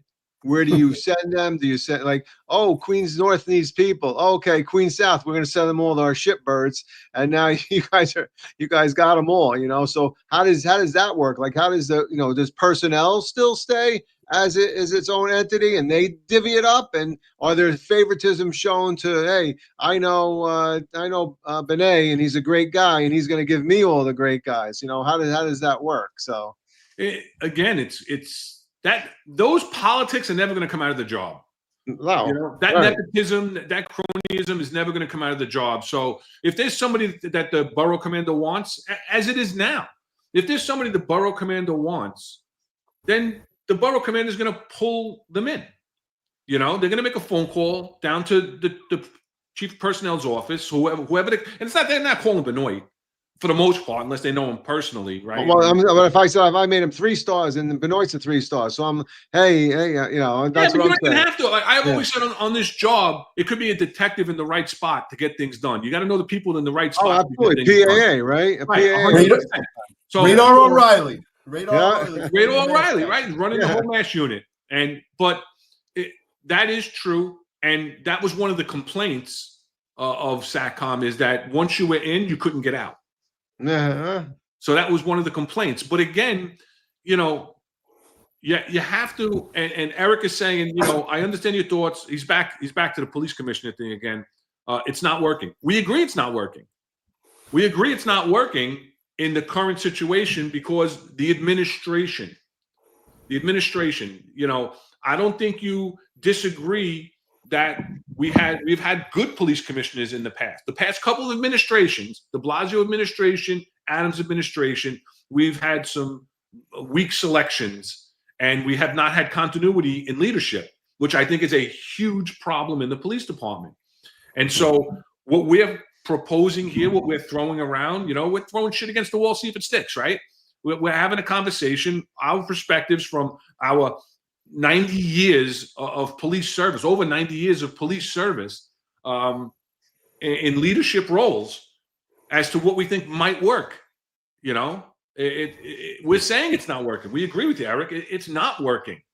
Go ahead, Tom. But two things. I don't think that it's not working because the structure is wrong. It's worked in the past with some better than others. So I like the Satcom model. It was a pilot project for 10 plus years, almost 11 years, I guess it was. They went back to the old way, probably because of the egos and the stuff that the chief mentions. But if you could get out of, my experience was, because I did get out. I loved Brooklyn North. I didn't want to leave. I was just toast. I was fried from ComStat. I was doing ComStat for 8 straight years. I had a lieutenant in the 7-7 when I was a sergeant that would call in sick every ComStat, and I had to go. So I was doing his job for that. And then when I got the 7-9 squad, I was going again for 5 more years every 6 weeks with the 28-day cycles. And I was just tired, and I needed a break. And Butch Nisi said, come to work for me in cold case. And so what I had to do is I had to go hat in hand and bear gifts to Kaneen and Espo. Oh, big gifts. And I said, listen, I can't do it anymore. You're killing me. And I'm really, really tired. And I got 18 years on the job. I've been doing ComStat for over 8. And the 7-9 and 7-7. So I'm up all the time. I need a break, and I got to go. And then, you know what Espo said to me?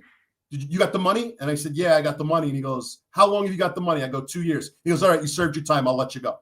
That's how we did it.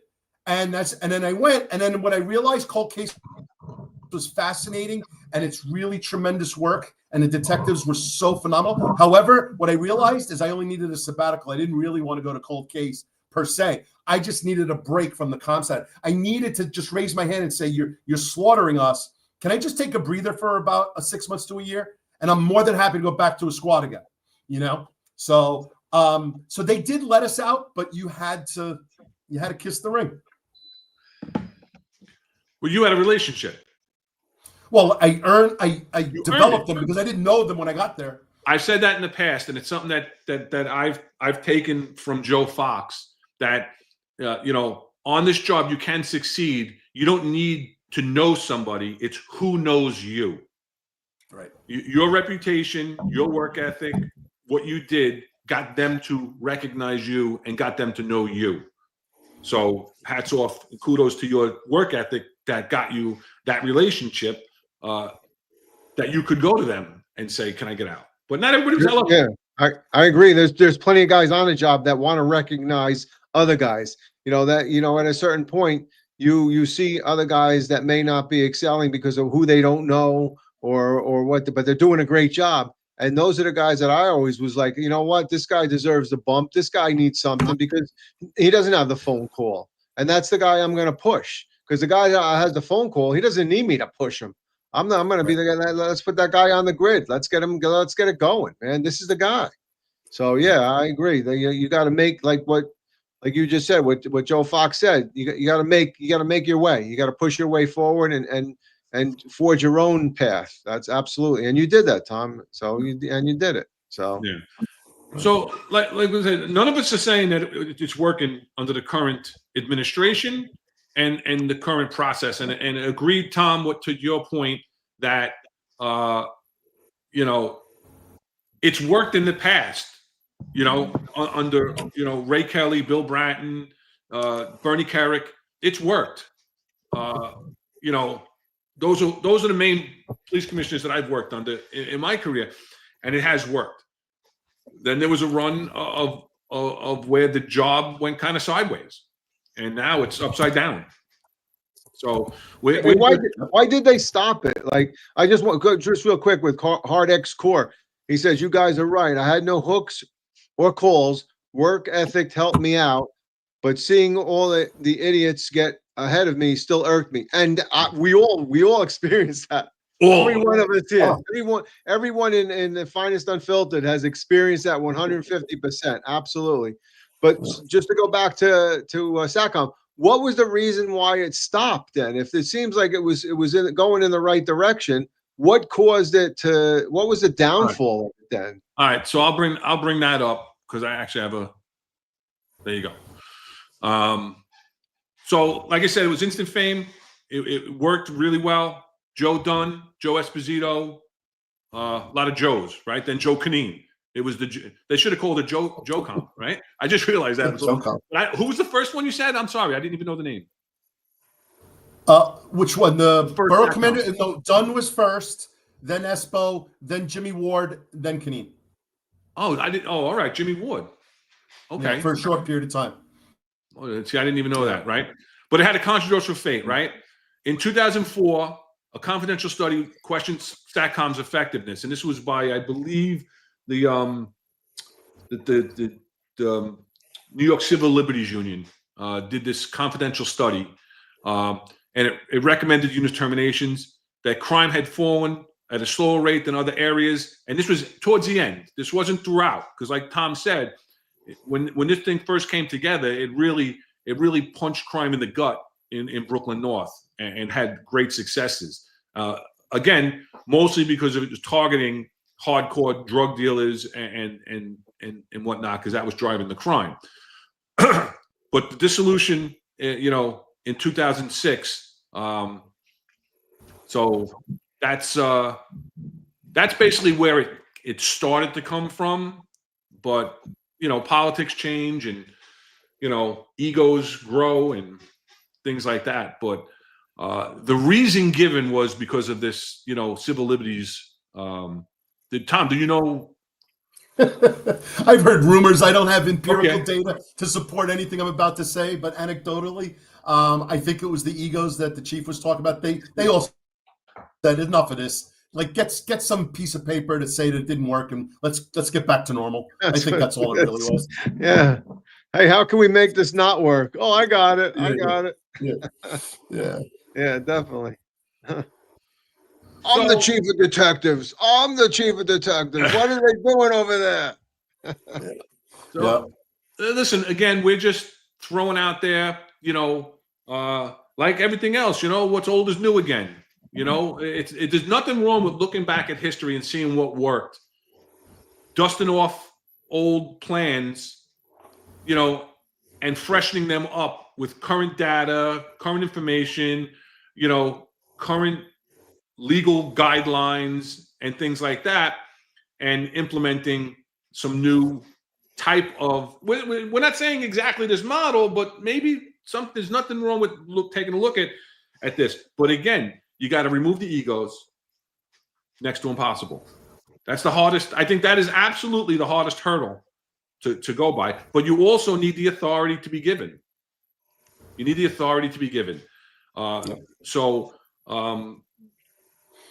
Anything else? So I just one comment on that, Inspector, is that Ron, please. No, come on. I do that. I Appreciate always it, do it, and I enjoy keeping the rank stuff. I enjoy that. I appreciate that. I make my kids call me Luke, so it is what it is. I don't want to tell you what my wife calls me. No, hey, wait. I think, do they ask when you can take? Hey, Dad, can I take meal now? Yeah. Are we holding any sign? Are we holding any? Go ahead. We know who the real CO is. That's all I'm saying. Anytime he drops something, I make him drop and give me 25 push-ups. So. Well, he ain't in the academy now, that's for sure. I said, because you can't drop your nightstick, you can't drop your firearm, buddy. 25. Give me 25. What was I going to say? Oh, anyone who says, well, we should just do it this way because this is the way we've always done it, any good leader will shut that down right away. And you may still evaluate it and keep it the way it was, but to say we're not even going to explore something and talk it through and devise a plan, and that would be a waste. And, Maple's book, he called it the re-engineering of the New York City Police Department. And, they were doing banker's hours, 9 to 5, and he wasn't wrong. Warrants were working 7 to 3 every day, Monday to Friday. They didn't want to change. No, this is the way we do it. No, it's not if you're going to catch the bad guys and warrants, you're not. So I think exploring change is the right idea. It's a matter of, are we really devising a changing for change's sake, or are we really devising a plan to be more effective and to do things differently? Yeah. And especially with technology, especially with, different things, the boroughs are different. The borough makeups are different. I remember when Terry Shortell was the commanding officer to 9-4, and there's a whole influx of the population was changing. And crime is going up, but is it really going up, or is it per capita? Because all of a sudden there's a whole bunch of people there. Right. Like you have to look at different things because different things happen and things change. Yeah, I agree. It's like, but again, you need strong leaders. And I'll give an example of when Estevillo was chief of patrol, and he came in. And he started a roster stat, right? He started a centralized roster because he wanted copies of every roster, and everybody had their own version of a roster. So they created the standard roster for all the commands in patrol. And then they did a roster stat, and they're like, this person, this is bullshit. This is bull. What is this? You're hiding this person, blah, blah, blah, blah. And listen, and if you're taking care of somebody because they have, special needs at home, and you're going to explain that to me, no problem. He was good with it. But he even said to us, he goes, these people, you want to get rid of them too. I'm going to be the bad guy. You're the commanding officer. You don't have to be the bad guy anymore. But he took the bull by the horns and he said, listen, this is what we're going to do. We're going to actually get more cops out on patrol because we're going to get rid of all the nonsense. So, yeah, it just takes somebody to come in and take a fresh look at things. And it doesn't mean you have to come up with some whole new and creative idea.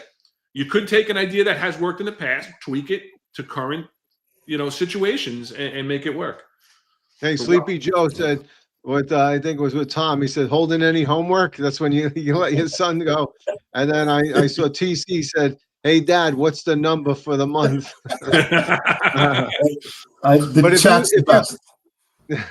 If you think of Bratton, right, I talk about coming in and making change, all of that stuff wouldn't happen if a guy doesn't come in and isn't willing to change things around, right? If Jack Maple didn't say, hey, as a lieutenant, say, hey, boss, look here on this napkin, look what we can do. Look at these strategies. and Bratton said, you know what, I'm going to try this. And we wouldn't have CompStat, we wouldn't have anything else, or we wouldn't have the accountability that we have. So as a good leader, you have to be flexible and be capable of making changes that sound good. And also what I always say is, don't take credit for it. If somebody else made that suggestion and made that change, give them the credit for it. All right, you implemented it, you pushed it up the chain of command, but that's that person's idea. You got to give credit where credit's due. That's the one thing that our department never does. They steal it. They steal it from you, and you'll never hear from somebody else. But I think it's time for change. That came up last night on Tommy's show with Lieutenant Gerber. Yeah. One of the big things is he always gave credit to who he learned something from, or someone else's idea he didn't take on as his own. I worked with his son Vernon Gabreth in NSU 9. What a great! I mean, obviously it's his son, his same name, but what a real cop right out of the bat, man. The guy was in NSU and then turned into FDU. The guy was making college right off the bat. I learned so much with him just because what his dad taught him. You know, an unbelievable family of. I think his other son was a state trooper. I mean, historical. You know, leading into the rest of the department and other departments. I'm sorry, Tom, I cut you off there.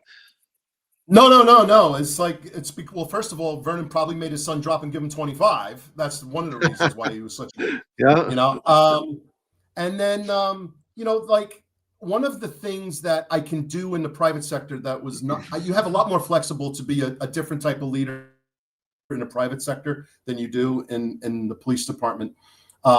And one of the things I used to do every week is a one-on-one with all my direct reports.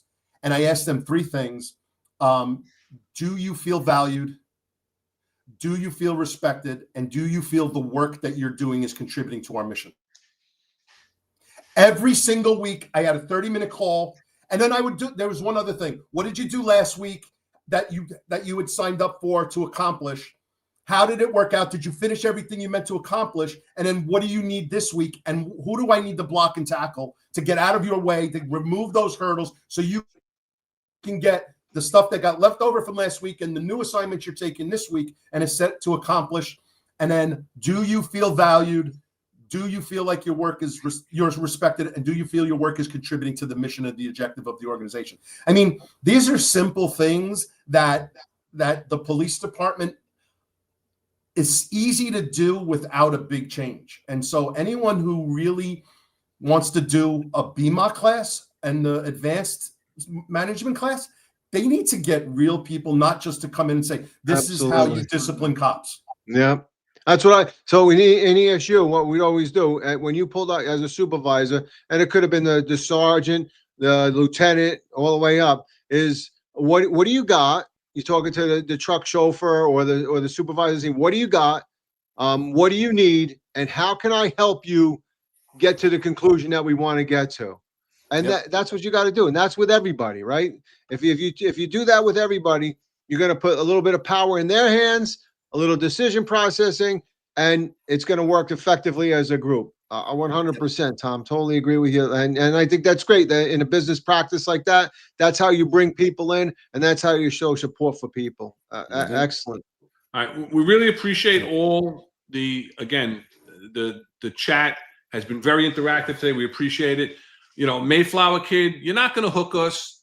I've read your comments. I'm going to put it out here. I have no problem with it because, listen, you're here, you're watching the show, your input matters. Your perspective matters. That's fine. But I don't think if you've watched our show or actually any of the shows on the Finest Unfiltered, we all believe in transparency. We all believe in accountability.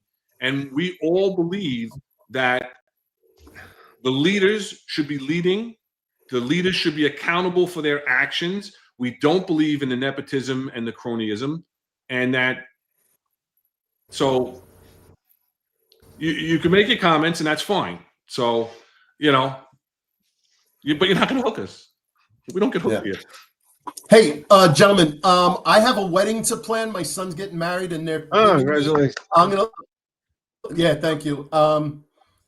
Let me just say goodbye to everybody. I really appreciate it. Thank you guys for bringing me on. I love to talk about this stuff.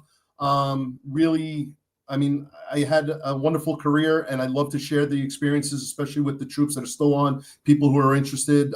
Happy to do it anytime. Thank you for the opportunity. I really appreciate it. But I'm going to cut out. I'm going to jump on this call. You guys can do your wrap up of the show. Really great show on the parade and the Javert and the violence stuff. I had my share of violence. Another story. I had the 7-7 when the guy got his gun taken from him on the line and then shot in the leg. So that's a whole nother story for another day. Oh my God. So yeah. Yep. So we had that to 7-7. But everybody, thank you. Please be safe out there, and everybody be good. Thanks, Thanks, Tom. Tom. Really Appreciate it. Appreciate it. Be well. All right, so let's. You got anything else on this? No, I think can we go to? I know we had the executive thing. I mean, we obviously keep it a little short tonight, but we did have a couple of those questions was emailed to us, right? Relative to. Yeah, so let's move on to our closing segment, and that's the Ask the Executive. This is where we give you, we open up the floor in the chat. Any questions that you might have that could be on topic, off topic, that we didn't answer during the conversation, where some people feel that they never had the access to two executives. Here you have it. We also tell you that you can email us or you can DM us offline. And can I read that question, Ron? I have it right here. You have it from Sam? Okay. I have it right there. Excellent. So go ahead. Okay, so good evening. I have two questions. My first question is, what is the process like for getting into ESU? You need to have a certain amount of time on patrol. You have to take an exam for it. My next question is, which Supreme Court case, in your opinion, do police officers need to familiarize themselves in order to do their jobs more effectively? Thank you for your time. So I'll quickly run over to ESU, maybe, and then you can jump into the Supreme Court cases. For ESU, you need minimum of 5 years on patrol. There are a few tests. There are physical agility tests. There is also a mechanical test, and that's basically like I think it's a 10 question, different angles and use of ropes and things like that. And then there's an interview process, and each one of these processes you get points, and then once you get finalized your final points, then you have you get put in a rank order, and then you picked appropriately when the class goes in. Classes range probably about 25 to 30 police officers, 1 lieutenant, and about 5 sergeants. That's how it's normally done. I think it's still on the post system, which I think is on your intranet page. But I would also suggest there's other things you can do. You can do, like Ron and I spoke about it before. If you become an EMT, you get points. Different levels of college. Bachelors, you get extra points. Associates, you get extra points. You could also be PADI certified, which is scuba diving. There's other things you can do, like courses online. Intel courses. There's all different active shooter courses, all things like that. Those actually give you additional points. So that's it in a nutshell. A lot of it you could find up on the internet. But again, Sam H, thanks for your question. Ron, if you could go through the Supreme Court. I think they're two great questions, because they're asking, and we've discussed it on prior episodes on the interview process and things like that. So that was good to recap that again for him to have, what you would want to do to get into any unit, basically, besides the issue, is prepare yourself, learn what they do, and prepare yourself, right? And then again, you're obviously, you want to prepare yourself. So that's what you're talking about with going to issue. And what Supreme Court cases do police officers need to familiarize themselves, to do their jobs more effectively? I mean, my goodness, knowledge is power. And you hear Eric Dim talk about this all the time. And there's several Supreme Court cases that come right to mind. First being, Terry v. Ohio. 1968, right? That established the stop and frisk rule, allowing police to stop and briefly detain individuals if they have reasonable suspicion, all right, that a person is committing, is committing, or is about to commit a misdemeanor or a felony, a penal law misdemeanor in New York, or a felony, right? They can do a limited pat down of the outer closing. You don't need probable cause. So that's an important one. That's just a quick overview. But that right there is going to keep you from getting yourself in trouble with not making good stops. Another thing for your safety, Pennsylvania v. Mims, right? This is when the Supreme Court ruled that officers have the authority to order a driver out of a lawfully stopped vehicle without needing any additional reasonable suspicion or probable cause.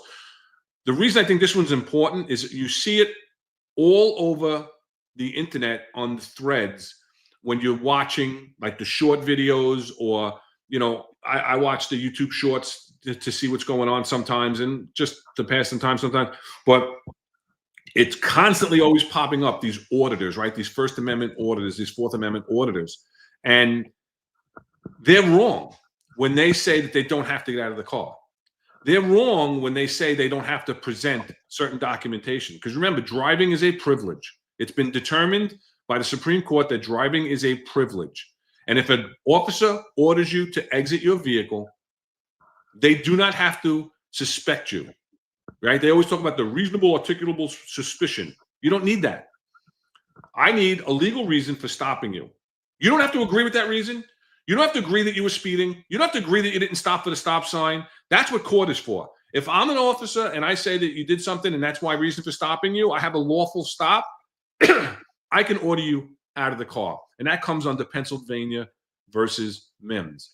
Now, to piggyback on that, in 1997, the Supreme Court ruled that we can not only take out the driver, but you can order out the passengers. So taking a quick look at these Supreme Court cases helps you to do your job effectively, but more importantly, safely. Then there's, I think, two other ones real quick. MAP v. Ohio, right? If you ever heard of a MAP hearing, right? That's on evidence. That evidence is obtained through unconstitutional searches and seizures is not admissible in court. So you have to know and do your job right. You can't, quote unquote, flake people. You can't just take things. You have to know when you have the right to obtain evidence through legal searches, right? So this is about searches and seizures. So take a look at that one. And then last, again, it's one that we talk about all the time. Graham v. O'Connor, right?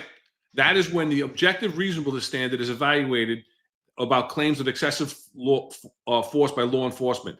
Now, this is where, current politics comes in to having issues, and we talk about police work not looking pretty. But you have to know that you have the right to use excessive force or the force necessary,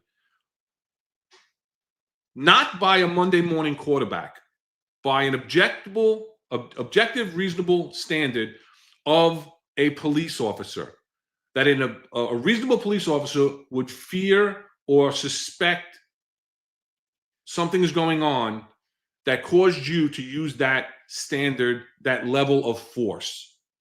Not the Monday morning click by frame of your body-worn camera and your Monday morning quarterbacking of that.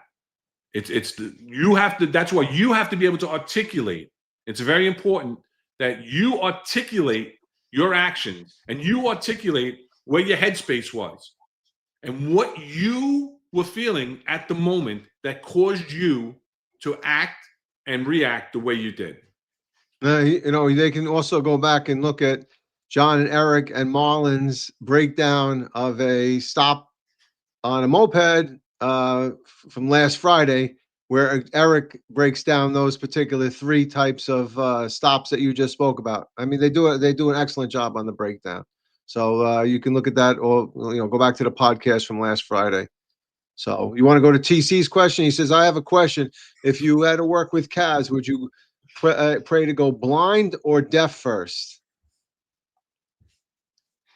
I've said it in the past. I've worked with Kaz. when Kaz was Chief Madry's driver. I never had a problem with Kaz personally. I have seen him speak to other people in ways he never spoke to me. And what I've seen since his rocket fuel promotions, as Eric would say, I'm not happy. I don't agree with his methods of quote unquote leadership. I'll just leave it at that. All right, I think I would go deaf first because I wouldn't want to hear him. I like my eyesight, so I'd go deaf first. I can always learn sign language. I think I could take Kaz yelling at me in sign language. But Kevin Manning from yeah. Facebook. Do you think merging OCCB into the Detective Bureau was a good idea? I don't think it was a bad idea. I mean, I understand that they operate differently completely, but that's why you still have to have your subunit leaders under the Detective Bureau. But as OCCB is an investigatory unit, and so I'm not opposed to it being under the Detective Bureau. But again, put people that understand OCCB in charge of the OCCB subset. I think it's a great idea because how many times that there's a shooting, a murder that has relative background to drugs and things like that. So I think it's a good idea that they work together, right? That they work for the same goal. So Sleepy Joe asked a question before that. I can answer that for wait 1 second. Eric threw a top 4 in. I got the Pennsylvania Mims, I got Terry, Ohio, and I got Graham, Ohio. I missed the People versus the Boer is Eric's 3rd of his 4 choices for his top 4. Okay. So Eric knows him. Absolutely. He used to work. I'm telling you, he used to work with his people. He talks about it, and he's not just talking. I personally have observed him doing these trainings with his people. So go ahead. Where was the other question? Sleepy Joe asked for ESU when responding U5, and he has a question in U4. So U5 means, well, I'll go with U4 first. U4 means ESU 4. That's either a lieutenant or a sergeant. That's called the U boss. And U4 is responsible for Manhattan and the Bronx. U5 is either the same thing, a lieutenant or a sergeant, and they are that's ESU 5, and he's responsible for Brooklyn, Queens, and Staten Island. And then there's also U3, which is the SOD duty captain. He's responsible citywide to respond to anything. So that's, if you're hearing that on the radio, I don't know if you still can because I thought it was all encrypted. But if you're getting something on a Citizens app or whatever, that's what those particular codes mean. And just to throw out People versus the Boer is kind of wraps in with Terry v. Ohio. That's where you have your levels of stops from your common law right of inquiry all the way up to arrest. That's where it gives you the legal right to stop people, from just a hey, how you doing, to a you can no longer leave, you're being detained, to you're being arrested under the 4 stops. So yes, Mayflower Kid, as long as the stops are lawful, those are the reasons that we're giving you these specific Supreme Court cases. Well, so if the stop's not lawful, it's called fruits of the poisonous tree, right? And the evidence is not admissible in a court, and that's why you would have a map hearing. In other words, if the evidence that you recovered was, not under the, I think it used to be SPACESHIP was the acronym, right? It was the search incidental to lawful arrest. It was hot pursuit and consent. So there was a lot of other things that are involved with the search. But yeah, it has to be lawful, absolutely. Otherwise, it's going to get suppressed, and the evidence will not be admissible in court. 100%. I'm seeing if there's anything else. I know we didn't get to Edgar Diaz had a lot of good comments in the chat. We didn't get to a lot of them, but talking about different types of procedures and stuff. So thank you, Edgar. Appreciate all your input tonight. We actually appreciate everybody's input tonight. I thought it was great conversations, great interaction with the chat, and like Ron says, we love having you guys interact. That's great. Eric's got a question here. I have a serious question. After hearing Joe Herbert, I wanted to know, who was a retired deputy chief who was on the 10-4 Tavern last week. I want to know what your favorite rank or position on the job was. Okay, you go first. So I'm going to give you two positions of my favorite. One was a lieutenant, because if it was bad, I pushed it up. If it was good, or I pushed it down, or if it was the other way around, I could push it to underneath me to the sergeant. So you never handled the ball that much yourself. You kind of either threw it down or you threw it up. And I think pretty much the same was an inspector, because if it was a ship bag, you threw it back to the captain. And if it was you needed to put somebody in their place, you had to call the duty chief and put it on their shoulders. So those are the two favorite spots. Of course, and I loved being a cop right from the get-go. Yeah. So that's where I made my bread and butter and my arrests and everything else. So that's where it all started. So, but those are the positions. All right. So I'm going to say, as far as rank, I really enjoyed being a sergeant. I was only a sergeant for 3 years, but I did a lot of stuff as a sergeant. And one of the things was being an FTU, a field training unit supervisor. And I enjoyed that. I also, not just because you're there at the infancy and you're molding the careers of your officers. And I actually had the benefit of working with one of my FTU cops when I was the XO of candidate assessment, and she was a sergeant special assignment then. And you know, it's great to see them succeed. Actually, all of my cops became bosses, and one left to be the fire department, one for the fire department. It was probably the best move, right? But so I really enjoyed being a sergeant, and it was the beginning of what I felt was having an influence to better other people's careers and to make, help them to make the right decisions.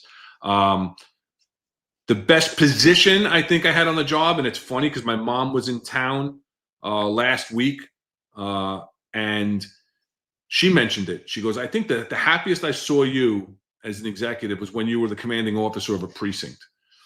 And while you're doing it, it's really rough. It's very taxing. There's so much to do. It's very complex, dealing with the personnel, dealing with the crime, dealing with the community, dealing with downtown, dealing with the borough. But it's a great, great, rewarding position because you are the king or queen of that community. And you really, if you do it right, could have a positive impact on that community. So as position goes, I'm going to say precinct commander. And then, Tom brings up, he must be off his call. He's back on already. Joey Christ, tears of joy thinking about when he made detective. He had an unbelievable career, has made a difference in this city. And yeah, he got emotional thinking about the day that he got promoted to detective. And now he's retired as a deputy chief. And he still got choked up when he spoke about being the day he got promoted to detective. It was his lifelong dream, right? When he came on the job, that's what he wanted to be. 100%. So, absolutely. So I think, listen, you can send any further questions, any future questions to the executiveperspective@gmail.com, or you could DM us on X at exec perspective. So I think, Rob, I'll toss it to you for any final thoughts. We'll end it there. So any final thoughts before we say goodbye? Yeah, just thank again everybody in the chat. Thank you for your involvement. Again, you can send us those emails. Those are all confidential, however you want to send it. So, we'll respond back to you and, talk about your questions on our shows. So I appreciate everybody, like, subscribe, share, please. And we hope to see you next week again. Yeah, listen, I think it was a great show. I'm just trying to pull up. Somebody sent me something. I think it was a great show, and we really appreciate the conversation. We appreciate the interaction with the chat, and we appreciate Tom Joyce for joining us. We thank Tom thank you, for Tom. coming on and joining us tonight. So tomorrow on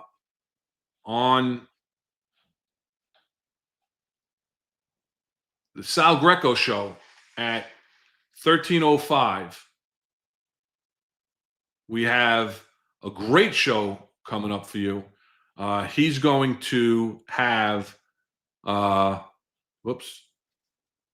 going to have Michael Dowd, the most corrupt cop, talking about New York City corruption. So that should be an interesting show tomorrow. And that'll be at 1:05 p.m. on the Sal Greco show. Friday at 08:05, we'll have the round table with Marlon, Eric, and John talking about any current events that are coming up in the city and what's going on with policing.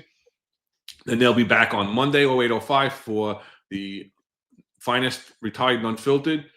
And then Tuesday, we'll have Sal, Sal at 13:05, followed by the 10-4 Tavern at 7:05 p.m. And then we'll be back next Wednesday at 5:05 p.m. with the next episode of The Executive Perspective. Hey, Ron, one quick thing. Just Sure. They did a great job interviewing Kevin Cruz today. John and Eric. It's about a police officer that left after about 3 years. I just thought it was really interesting. I mean, it kind of gave an insight as to why there are some people that are disgruntled with the department. I mean, you had made mention of it earlier. I don't know if you specifically mentioned Kevin Cruz's name, but I think it was a great insight to what the functions of the job now and how it could be disheartening. I think it was really good. So I'm sorry. No problem. So until next Wednesday, everybody. Thank you. Safe. Thank you for joining us.